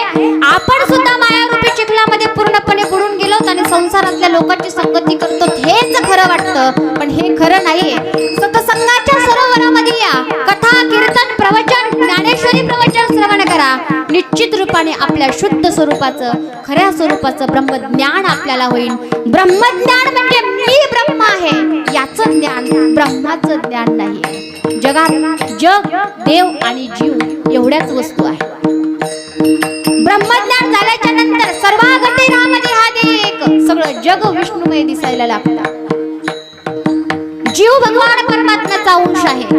ममैव अंशो जीव लोके जीवभूत सनातनः मनःषष्ठानी इंद्रियाणी प्रकृतीस्थानी कर्षती. मग मी सुद्धा देव आहे आणि देव तर देवच आहे. उरला फक्त शिल्लक देवच. याला खऱ्या अर्थाने ब्रह्मज्ञान म्हणायचं. या ब्रह्मज्ञानाची प्राप्ती जर करून घ्यायची असेल तर संत संगतीमध्ये आपल्याला यावं लागेल, संतांची संगती करावी लागेल. म्हणून कबीर महाराज फार सुंदर वर्णन करतात. कागा से तो हे हंसा करे गो.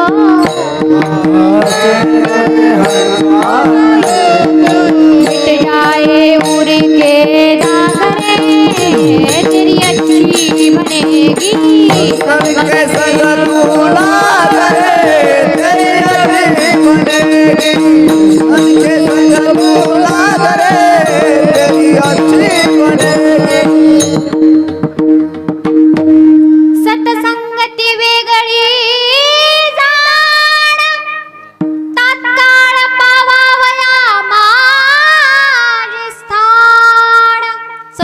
संगती वेगळी जाण तत्काळ पावावया माझे स्थान. त्या ठिकाणी सुंदर सुवर्णन आलेलं आहे. म्हणून माणसाने संतांची संगत केली पाहिजे. कुसंगत, विसंगत आणि सतसंगत. संतांच्या संगतीमध्ये आल्याच्या नंतर संत या शब्दाचा अर्थ आहे ज्यांच्या संगतीमध्ये आल्याच्या नंतर आपल्या अज्ञानाचा होतो अंत, त्यांना म्हणायचं संत. अशा संतांच्या संगतीमध्ये कुसंगत, कु म्हणजे वाईट, वाईट लोकांच्या संगतीमध्ये माणसाने राहायला नाही पाहिजे. चांगल्यापेक्षा वाईट लोकांचा प्रभाव नेहमी माणसावरती जास्त होतो. विचार करा, 10 लिटर दूध आहे आणि त्या 10 लिटर दुधामध्ये 1 रॉकेलचा थेंब, प्रभाव कोणाचा जास्त? खळाची संगती उपयोगाची नाही, आपला पायऱ्याच्या संगे, आपला पायऱ्याच्या संगे. खळाची संगती उपयोगाची नाही, आपला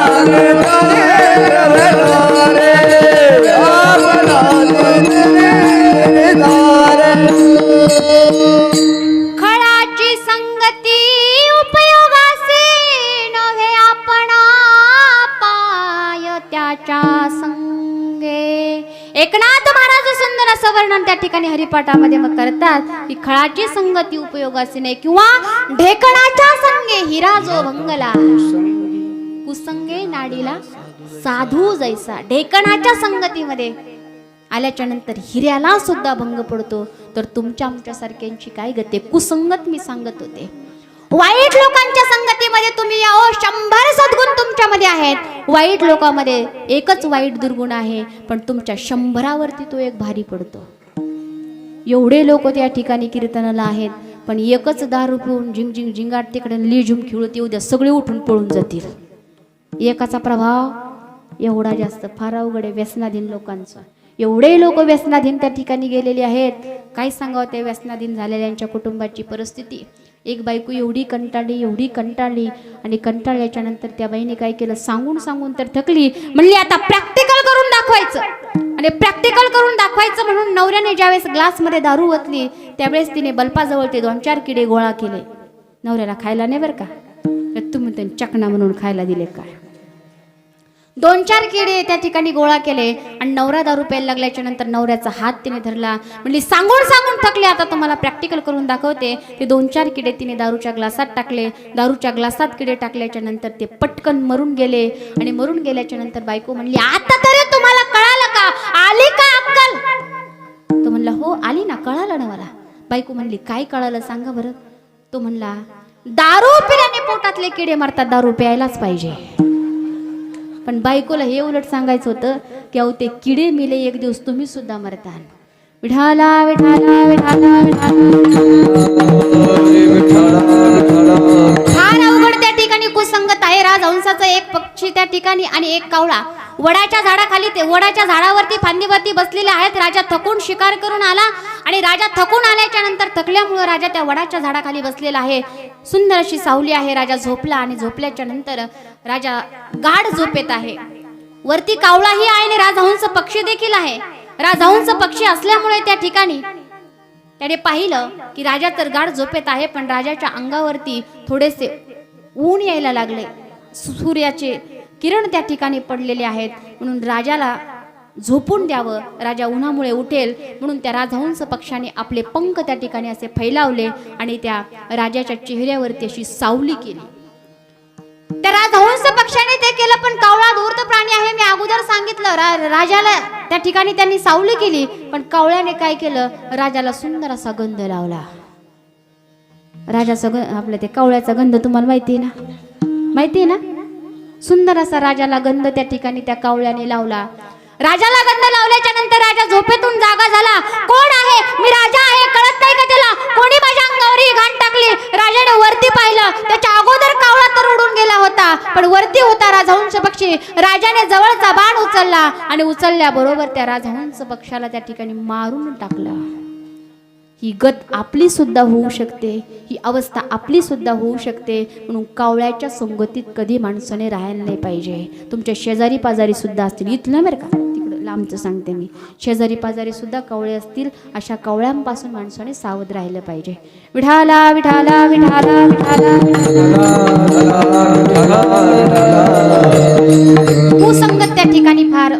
वाईट आहे. म्हणून कुसंगत नेहमी त्या ठिकाणी टाळावी लागते. लांबून दिसला ना आपण इकडून जायचं, पण त्याच्याकडे अजिबात जायचं नाही. एक कुसंगती, एक विसंगत माणसाला भोगावी लागते. बायको करताना कळलं नाही आणि आता केल्यावर पुन्हा सुटका. जो खाए ओ भी पछतावे, जो ना खावे ओ भी पछतावे. करताना नुसतं स्वरूप पाहिलं, किती आगावे हे पाहिलीच नाही.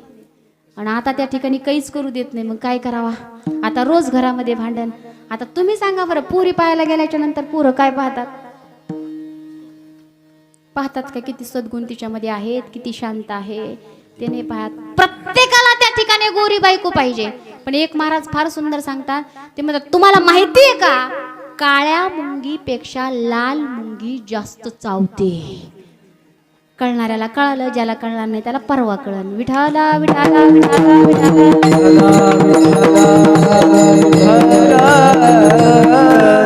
विसंगत माणसाला भोगावी लागते आणि सतसंगती माणसाला करावी लागते. तस्मादपि प्रयत्नेन सतसंगम सततम कुरु. भाग्योदयेन बहुजन्म समर्जितेन सतसंगमं च लभते पुरुषो यदा वै. अज्ञान हेतकृत मोह मदांधकार नाशम विदाय हि तदोदयते विवेकः. अशी असणारी ही सतसंगती माणसाला करावी लागते. सतसंगती या शब्दाचा अर्थ अविनाशी भगवान परमात्म्याचा जो संग करून देतो त्याला सतसंगती त्या ठिकाणी म्हणा. हे कृपेचे दीप आहेत. मी अगोदर सांगितलं, दिव्याचं काम आहे अंधार घालवणं आणि ते अंधार घालवून प्रकाश देण्याचं काम त्या ठिकाणी संत करतात. संत काय करतात? आपल्या अज्ञानाला दूर करतात आणि ज्ञान त्या ठिकाणी आपल्याला देतात. एकदा का अज्ञानाचा अंधकार दूर झाला, जीवनामध्ये ज्ञानाचा विवेकाचा सूर्य उगवला की त्या ठिकाणी आपल्याला खऱ्या स्वरूपाची आपल्या जाण होते. म्हणून संत कृपेचे हे दीप करी साधका निष्पाप. संतांच्या ठिकाणी आपल्या जीवनामध्ये असणारं जे पाप आहे ते पाप पूर्णपणे संत त्या ठिकाणी घालवतात. संत कृपेचे हे दीप कोणतं अज्ञान घालवतात हे तुम्हाला मी सांगते. आपली वेळ या ठिकाणी संपलेली आहे. फक्त 5 मिनिटांमध्ये आपलं कीर्तन संपणारे, घाबरू नका. विठाला विठाला विठाला विठाला. त्याच्या अगोदर एकदा सगळ्यांनी वरती हात करायचे आणि सुंदर असणाऱ्या भगवान परमात्म्याचं गोड असं भजन करायचं. विठोबा रखुमाई,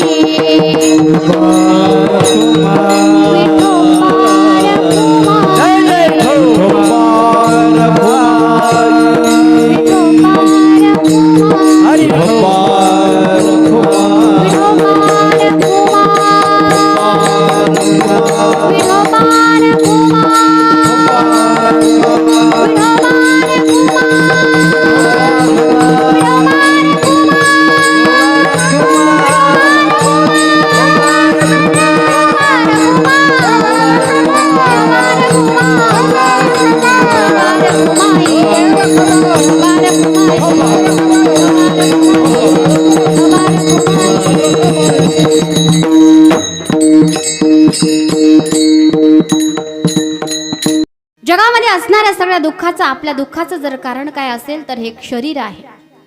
या शरीराला कारण जर काय असेल, या शरीर आपल्याला कशामुळे भेटलं असेल तर त्या ठिकाणी हे शरीर आपल्याला पाप पुण्यामुळे भेटलेलं आहे. कशामुळे भेटले? पाप पुण्यामुळे. पाप पुण्य जर कशामुळे असेल तर ते रागद्वेषामुळे आहे.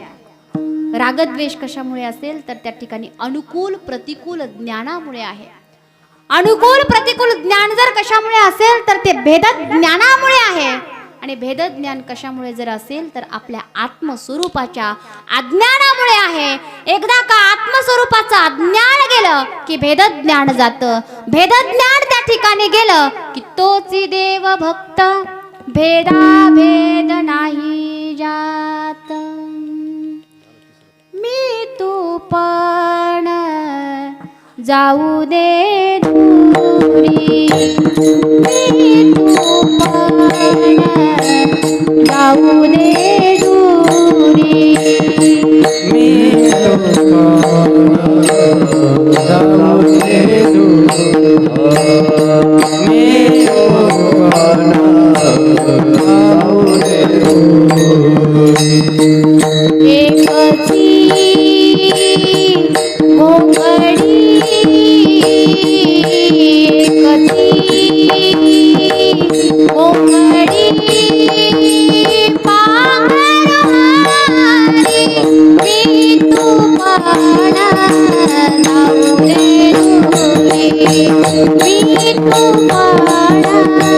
जाऊ दे दूरी मी तुम्हाला जाऊ दे उडी, मी तुम्हाला जाऊ दे एकदा का त्या ठिकाणी भेदज्ञान गेलं की सगळीकडे भगवान परमात्मा सर्वागटी राम देहादी एक दिसायला लागतो. लाला देखण मै गई मै भी हो गई लाल. राम म्हणता रामाची होई जी ही अवस्था त्या ठिकाणी प्राप्त होते. तोच देव भक्त भेदा भेद नाही ज्यात अशी अवस्था प्राप्त होते. म्हणून प्रत्येकाने मनुष्य जन्माला आल्याच्या नंतर प्रत्येकाने ज्याच्याकरता आपण मनुष्य जन्माला आलेलो आहोत, ज्याच्याकरता मनुष्य देह भेटलेला आहे, त्या मनुष्य देहाचं सार्थकत्व करून घेतलं पाहिजे. म्हणून मनुष्य देह कशाकरता भेटलाय? देवे दिला देह भजना गोमटा. भजन त्या ठिकाणी आपण केलं पाहिजे. नाही भजन करता आलं तरी चालेल. मनुष्याचा जन्म असा आहे, आयुष्याच्या साधने सचितानंद पदवी घेणे, आपल्याला भगवत प्राप्ती करून घेता येते. देव बनता येतं. नाही देव बनता आलं तरी चालेल. निदान माणूस तरी बरा. नाही माणूस बनता आलं तरी चालेल. मग काय बनता? राक्षस बनता का? माणूस परिपूर्ण बनलं पाहिजे. आपण माणूस म्हणून घेतोय ना, मग माणूस म्हणा. आजकालची माणसं आपण पाहतो, काय माणसं आहे तो म्हणण्यालायक सुद्धा माणसं नाही आहेत. काय परिस्थिती आपण पाहतो. ज्या प्रभू रामचंद्राच्या देशामध्ये, ज्या श्रीकृष्ण भगवान परमात्म्याच्या देशामध्ये भगवान त्या ठिकाणी प्रभू रामचंद्राने स्वतःच्या आईच्या शब्दाखातीर 14 वर्षाचा वनवास भोगला. एका आईने भगवान श्रीकृष्ण परमात्म्याचं भागलं नाही म्हणून 2-2 आई वडिलांचं प्रेम प्राप्त करून त्या ठिकाणी भगवान श्रीकृष्ण परमात्म्याने घेतलं. 2-2 आईच्या लाडामध्ये आणि 2-2 वडिलांच्या प्रेमामध्ये त्या ठिकाणी श्रीकृष्ण भगवान परमात्मा राहिले आणि आई वडिलांची सेवा केली. त्याच आई वडिलांना आज आपण वृद्धाश्रमात टाकतो. त्याच आई वडिलांना आई चल तुला पंढरपूरला घेऊन जातो असं म्हणून बस स्टँडच्या त्या ठिकाणी, जालन्याच्या बस स्टँडवरती नेऊन सोडतो आणि नंतर त्या ठिकाणी जातो तर पुन्हा आई वडिलांना आयुष्यात भेटत नाही. हाच आहे का प्रभू रामचंद्राचा देश? हाच आहे का कृष्ण भगवान परमात्म्याचा देश? हाच आहे का श्रावण बाळाचा देश? ज्या श्रावण बाळाने स्वतःच्या आई वडिलांना खांद्यावरती कावड घेऊन तीर्थयात्रा करण्याकरता नेलं. हाच आहे का तो श्रावण बाळाचा भारत देश? विचार करण्यासारखी गोष्ट आहे. बुद्धी भगवान परमात्म्याने आपल्याला दिली. त्या बुद्धीला चालना देऊन आपण विचार केला पाहिजे की काय आपण वागतोय, कसं आपण वागतोय. आई वडिलांचं प्रेम जगामध्ये दुसरं तिसरं कोणी व्यक्ती देऊ शकत नाही. आई वडील समजून घेण्याकरता कथा कीर्तन प्रवचनामध्ये सांगण्याची वेळ आली यासारखी दुसरी शोकांतिका कुठे नाहीये. अहो, आई वडील कीर्तनातून सांगून तुम्हाला समजणार आहेत का? आई वडील जाणून घ्यायचे असतील, आई वडील कळून घ्यायचे असतील तर स्वतःच्या आई वडिलांची आठवण डोळे झाकून काढा आणि लहानपणापासून आतापर्यंत त्यांनी आपल्यासाठी काय काय केलंय याची आठवण करा. निश्चित तुम्हाला आई वडील समजल्याशिवाय राहणार नाही. काय आहे वडिलांचं प्रेम? काय आहे आईचं प्रेम? आईच्या प्रेमाचं वर्णन सगळेजण करतात, वडिलांच्या प्रेमाचं वर्णन कोणी करत नाही. दोघांचंही तितकंच त्या ठिकाणी बहुमूल्य योगदान आपल्या मुलाकरता असतं. आई आपल्या लेकराला कडेवरती घेते आणि कडेवर घेतल्याच्या नंतर आईला वाटतं मी जे पाहते ते माझ्या बाळाने पाहावं. पण याच्यापेक्षाही उच्च विचार करणारे वडील असतात. वडील आपल्या मुलाला कडेला कधी घेत नाही तर वडील आपल्या मुलाला खांद्यावरती घेतात. प्रत्येक वडिलांची अपेक्षा असते मी जे पाहतोय ते तर त्याने पाहावंच, पण मी जे पाहत नाही, मी जे सुख उपभोगलं नाही त्याच्यापेक्षाही कितीतरी पटीने जास्त माझ्या मुलाने सुख उपभोगावं आणि सगळं काही पाहावं ही अपेक्षा वडिलांची त्या ठिकाणी असते. म्हणून जोपर्यंत आई वडील आहेत तोपर्यंत आई वडिलांना माणसाने जाणून घेतलं पाहिजे. ढगाआड गेलेला सूर्य पुन्हा दिसतो, ढगाआड गेलेला सूर्य पुन्हा दिसतो, पण माती आड गेलेले आई वडील पुन्हा कधी दिसत नाहीत. म्हणून जोपर्यंत आई वडील आहेत तोपर्यंत त्यांची काळजी घ्या. अहो, आईची किंमत त्याला विचारा ज्याला आई नाहीये. शब्दात वर्णन करू शकत नाही आपण आई वडिलांचं. परिस्थिती आज अशी झाली, 2 मुलांना तळ हाताच्या फोडावरती आई वडिलांनी सांभाळलेलं असतं, जपलेलं असतं आणि वृद्धपणी त्या 2 भावांची वाटणी होताना आई वडिलांना पाहावं लागतं. याच्यासारखं दुर्भाग्य त्या ठिकाणी दुसरं कोणतंच नाहीये. पहा, आई म्हणजे आरतीत वाजवावी अशी लयबद्ध टाळी आणि आई म्हणजे वेदनेनंतरची पहिली आरोळी अशी असणारी आई आहे. आईची किंमत त्याला विचारा ज्याला आई नाहीये. हाताची किंमत त्याला विचारा ज्याला हात नाहीये. पायाची किंमत त्याला विचारा ज्याला पाय नाहीयेत. एक कवी फार सुंदर करतात, वर्णन करतात की आई हा शब्द जरी मी ऐकला ना तरी माझ्या अंतकरणामध्ये असं एवढ्या वेदना होतात, कारण आईचं प्रेम काय असतं हे मला प्राप्त झालं नाही. खरी आई, जन्म देणारी आई गेली तर बाकीची आई खऱ्या आई एवढं प्रेम देऊ शकत नाही. स्वतःची आई जी असते ती स्वतःसाठी खूप काही करते. 2 मिनिटांमध्ये एक उदाहरण सांगेल. एका आईला वृद्धाश्रमामध्ये एका मुलाने ठेवलं. अमेरिकेला राहणारा डॉक्टर 15 वर्षांनी आईला भेटायला आला. आईचा वाढदिवस आहे म्हणून आईला भेटायला आला. आई माग, तुला माझ्याकडून काय पाहिजे? आई म्हणली मला काहीच नको. आई माग ना ग. खूप त्या ठिकाणी मागणी केली, माग माझ्याकडून काहीतरी माग. आई म्हणली बाळा तुला द्यायचं जर असेल तर एक काम कर, या वृद्धाश्रमात असणाऱ्या प्रत्येक खोलीमध्ये एक एक पंखा तू बसव. मुलाला आश्चर्य वाटलं. हुशार मुलगा, अमेरिकेत राहणारा डॉक्टर. आई वडिलांनी काबाड कष्ट करून त्याला डॉक्टर बनवलं. डॉक्टर बायको केली आणि आई वडिलांना तो विसरून गेला. माग तू माझ्याकडून. आई म्हणली वृद्धाश्रमात असणाऱ्या प्रत्येक रूम मध्ये एक एक पंखा बसव. मुलाला आश्चर्य वाटलं. आई अगं एवढ्या दिवसापासून 15 वर्षापासून तू राहती, कधी पंख्याची अपेक्षा नाही केली, आज का बरं केलीस ग? त्यावेळेस आईने दिलेलं अतिशय सुंदर आणि ऐकण्यासारखं उत्तर. आई म्हणते बाळा मी हे पंखे माझ्यासाठी नाही मागत. 15 वर्ष मी एवढ्या गरमीत राहिले, ती गरमी मी सहन केली. अरे मला सवय होती शेतात काम करण्याची, पण अरे तू अमेरिकेला एसीत राहणारा, तुला ही गरमी सहन होणार नाही. कदाचित उद्या तुझ्या मुलाने याच अनाथ आश्रमात तुला आणून टाकलं तर कसं व्हायचं, याच्यासाठी मी प्रत्येक खोलीमध्ये तुला पंखा बसव याची मागणी करते. आईसारखं त्या ठिकाणी हृदय कोणाचंच नाही. किती आई वडिलांना त्रास द्या, कोई दुखी घड़ी उसे डरा नहीं सकती, कोई दुनिया की ताकत उसे हरा नहीं सकती. जिस पे मेहर हो अपने माता पिता की, उसको ये दुनिया कभी मिटा नहीं सकती, उसको ये दुनिया कभी मिटा नहीं सकती. आई वडिलांचे आशीर्वाद जीवनात असतील तर निश्चित रूपाने कल्याण झाल्याशिवाय राहणार नाही. एक कवी फार सुंदर वर्णन करतात, आई नाही असे असणारे कवी. आई म्हणोनी कोणी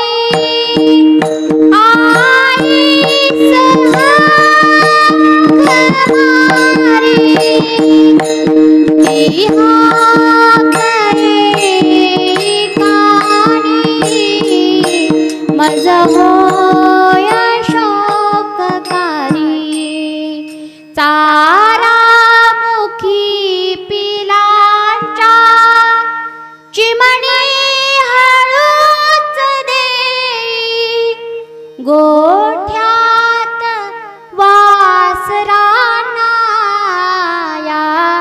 चाटतात गाई.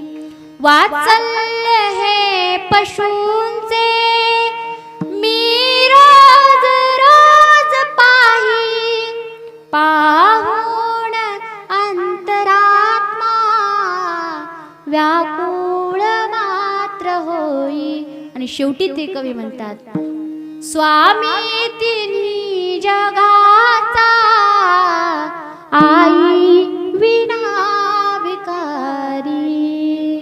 स्वामी तिन्ही जगाचा आई विना भिकारी.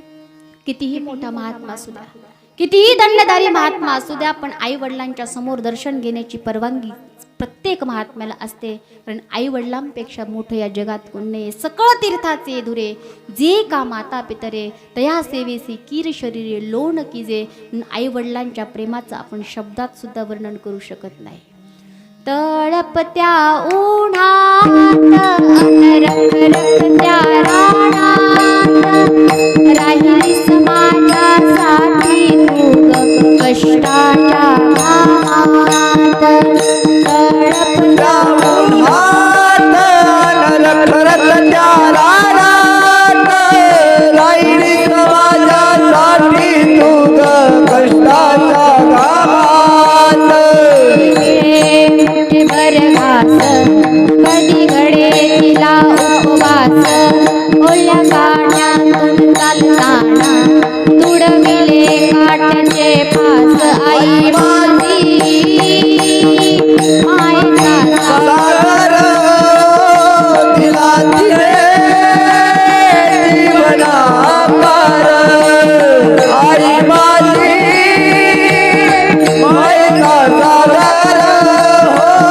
दिनातले जीवनाकार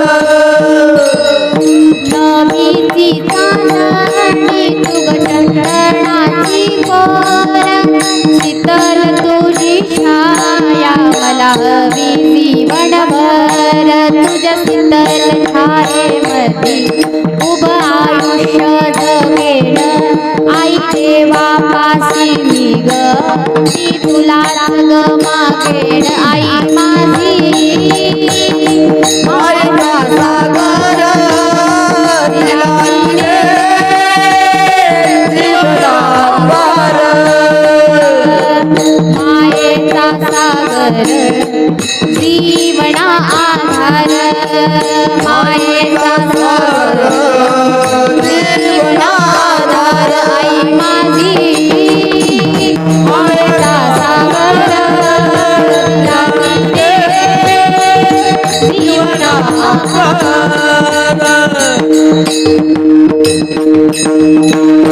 शब्दात वर्णन करू शकत नाही पहा माँ की तारीफ भला किन शब्दों में होती है माँ की तारीफ भला किन शब्दों में होती है माँ तो आखिर माँ ही होती है माँ तो आखिर माँ ही होती है शब्द त्या ठिकाणी नाहीत म्हणून माणसाने पूर्णपणे माणुसकीला विसरून चालणार नाही माणुसकी पूर्णपणे जागृत केली पाहिजे आई वडिलांची सेवा केली पाहिजे संत संगती केली पाहिजे जगद्गुरु तुकोबरा म्हणतात तोची देव भक्त भेदाभेद नाही जात आणि अशी अवस्था त्या ठिकाणी प्राप्त होते भगवान परमात्म्याच्या संगतीमुळे संत भगवान परमात्म्याची प्राप्ती करून देतात एकदा का भगवान परमात्म्याची प्राप्ती झाली की सर्वांगाला आपण विसरून जातो आणि भगवान परमात्म्याच्या भजनामध्ये तल्लीन होतो अभंगाचं शेवटचं चरण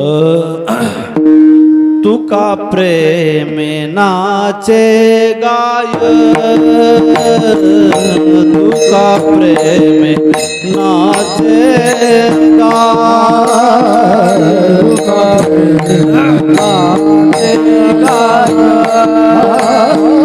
तुका प्रेमे नाचे गाय तुका प्रेमे नाचे गाय तुका प्रेम नाचे गाय तुका प्रेम नाचे गाय तुका प्रेम नाचे गाय गाण्यात विरोधी जाय गाण्यात विरोधी जाय रे संत कृपेचे दीप संत कृपेचे दीप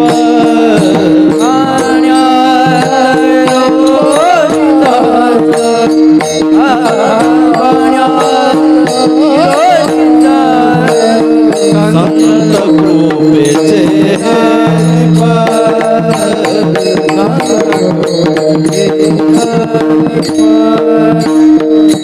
करी साधका निष्पाप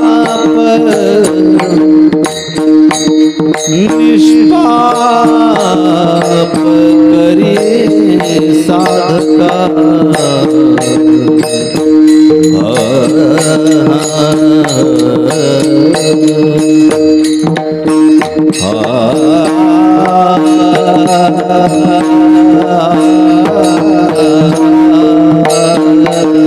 करी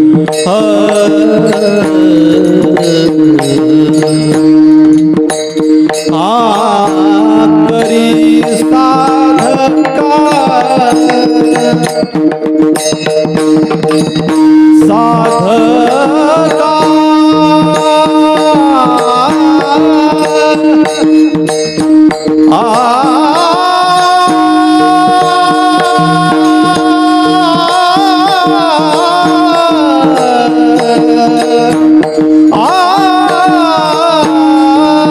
साधका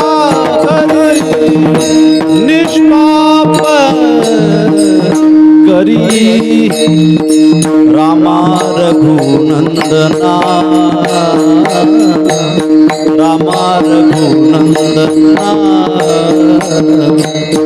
आश्रमात या कधी रे येशील आश्रमात या कधी रे येशील रामा रघुनंदना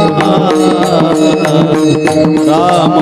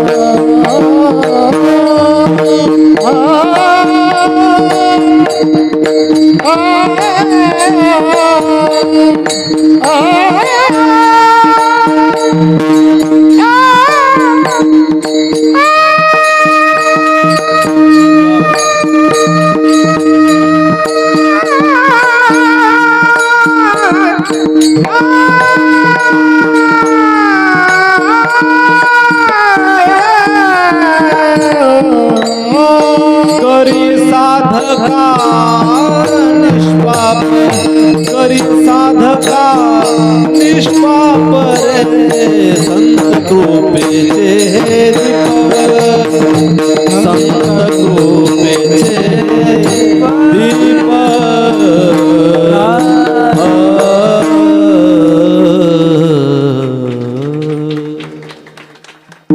जरा टाळी कमीच वाजली तुम्ही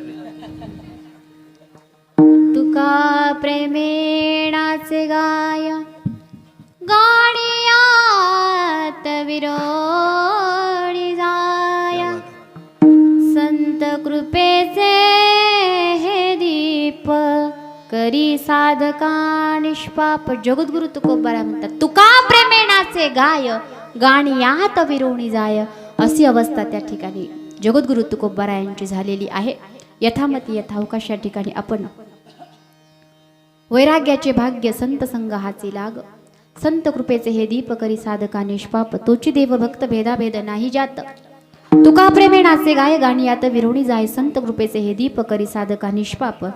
या जगद्गुरु तुकोबारा यांच्या अभंगावरती माऊली मावष्णो ज्ञानोबाराय यांनी मला जशी बुद्धी दिली तसे या ठिकाणी मी तोडकं मोडकं चिंतन मांडण्याचा प्रयत्न केलेला आहे. अतिशय उत्कृष्ट आपलं या ठिकाणी या मौजे अंतरवालीचं किंवा परिसरातलं भजनी मंडळ आहे. आमचे अतिशय उत्कृष्ट या ठिकाणी ज्यांनी सांप्रदायिक चाली त्या ठिकाणी गायल्या. आता ह्या सांप्रदायिक चाली ज्या आहेत त्या कालबाह्य होत चाललेल्या आहेत. ऐकायला भेटत नाहीत, पण अतिशय उत्कृष्ट या ठिकाणी आमच्या हरिभक्तपरायण भागवत महाराजांनी कीर्तनकार असून सुद्धा मनाचा मोठेपणा माझ्यासारख्या अल्पज्ञानी व्यक्तीच्या कीर्तनाला उभा राहिले आणि उभा राहून अतिशय सुंदर मला गायनाची साथ दिली, त्याबद्दल त्यांच्याकरता एकदा जोरदार टाळ्या. आमचे हरिभक्तपरायण बोबडे महाराज असतील, आमचे हरिभक्तपरायण काय ना सोपान महाराज असतील, आमचे हरिभक्तपरायण माईकोर असणारे आबा असतील, आपले ढोले महाराज असतील, आपले अतिशय उत्कृष्ट या ठिकाणी मला हार्मोनियमची साथ दिली ते आपले बाबा अतिशय उत्कृष्ट या ठिकाणी सुंदर साऊंड सिस्टीम, त्यांचे मनपूर्वक आभार. आपल्या या कार्यक्रमाला खूप दिवस जिवंत ठेवण्याचं, कायमस्वरूपी जिवंत ठेवण्याचं काम या ठिकाणी श्री निगमानंद दर्शन हे यूट्यूब चॅनल करणार आहे. म्हणून या कार्यक्रमाची शूटिंग आमचे जे कृष्णा भाऊ आहेत काळे यांनी या ठिकाणी येऊन केली, त्याबद्दल त्यांचे मनपूर्वक आभार. तुमच्या सर्व श्रोते मायबापांच्या दर्शनाचा योग मला ज्यांच्यामुळे आलेला आहे ते आमचे दाजी सटले सर, त्यांचे मनपूर्वक आभार. आमचे आलेले पिताश्री आमचे कोकाटे सर तेही या ठिकाणी उपस्थित राहिले, त्याबद्दल त्यांचे मनपूर्वक आभार. आणि विशेष म्हणजे आमच्या सटले सरांच्या शब्दांना मान देऊन या वर्कर परिवाराने या ठिकाणी मला बोलावलं आणि सेवा करण्याची संधी दिली, त्याबद्दल त्या परिवाराचंही मनपूर्वक अभिनंदन आणि हार्दिक हार्दिक आभार त्या ठिकाणी मी मानते. असंच त्यांच्याकडून, असंच या ग्रामस्थांच्याकडून सतत सप्ताह होत राहो, असंच त्या ठिकाणी सत्कार्य होत राहो, हीच माऊली ज्ञानोबारायांचरणी प्रार्थना करते. आणि झालेली सेवा या ठिकाणी ज्ञानोबारायांच्या चरणी अर्पण करून आपण सेवेला पूर्णविराम देणार आहोत. तरी नुणते पुरते अधिक ते सरते, करुण घ्यावे तुमते विणवत सो ज्ञानेश्वर माऊली. जय जय ज्ञानेश्वर माऊली.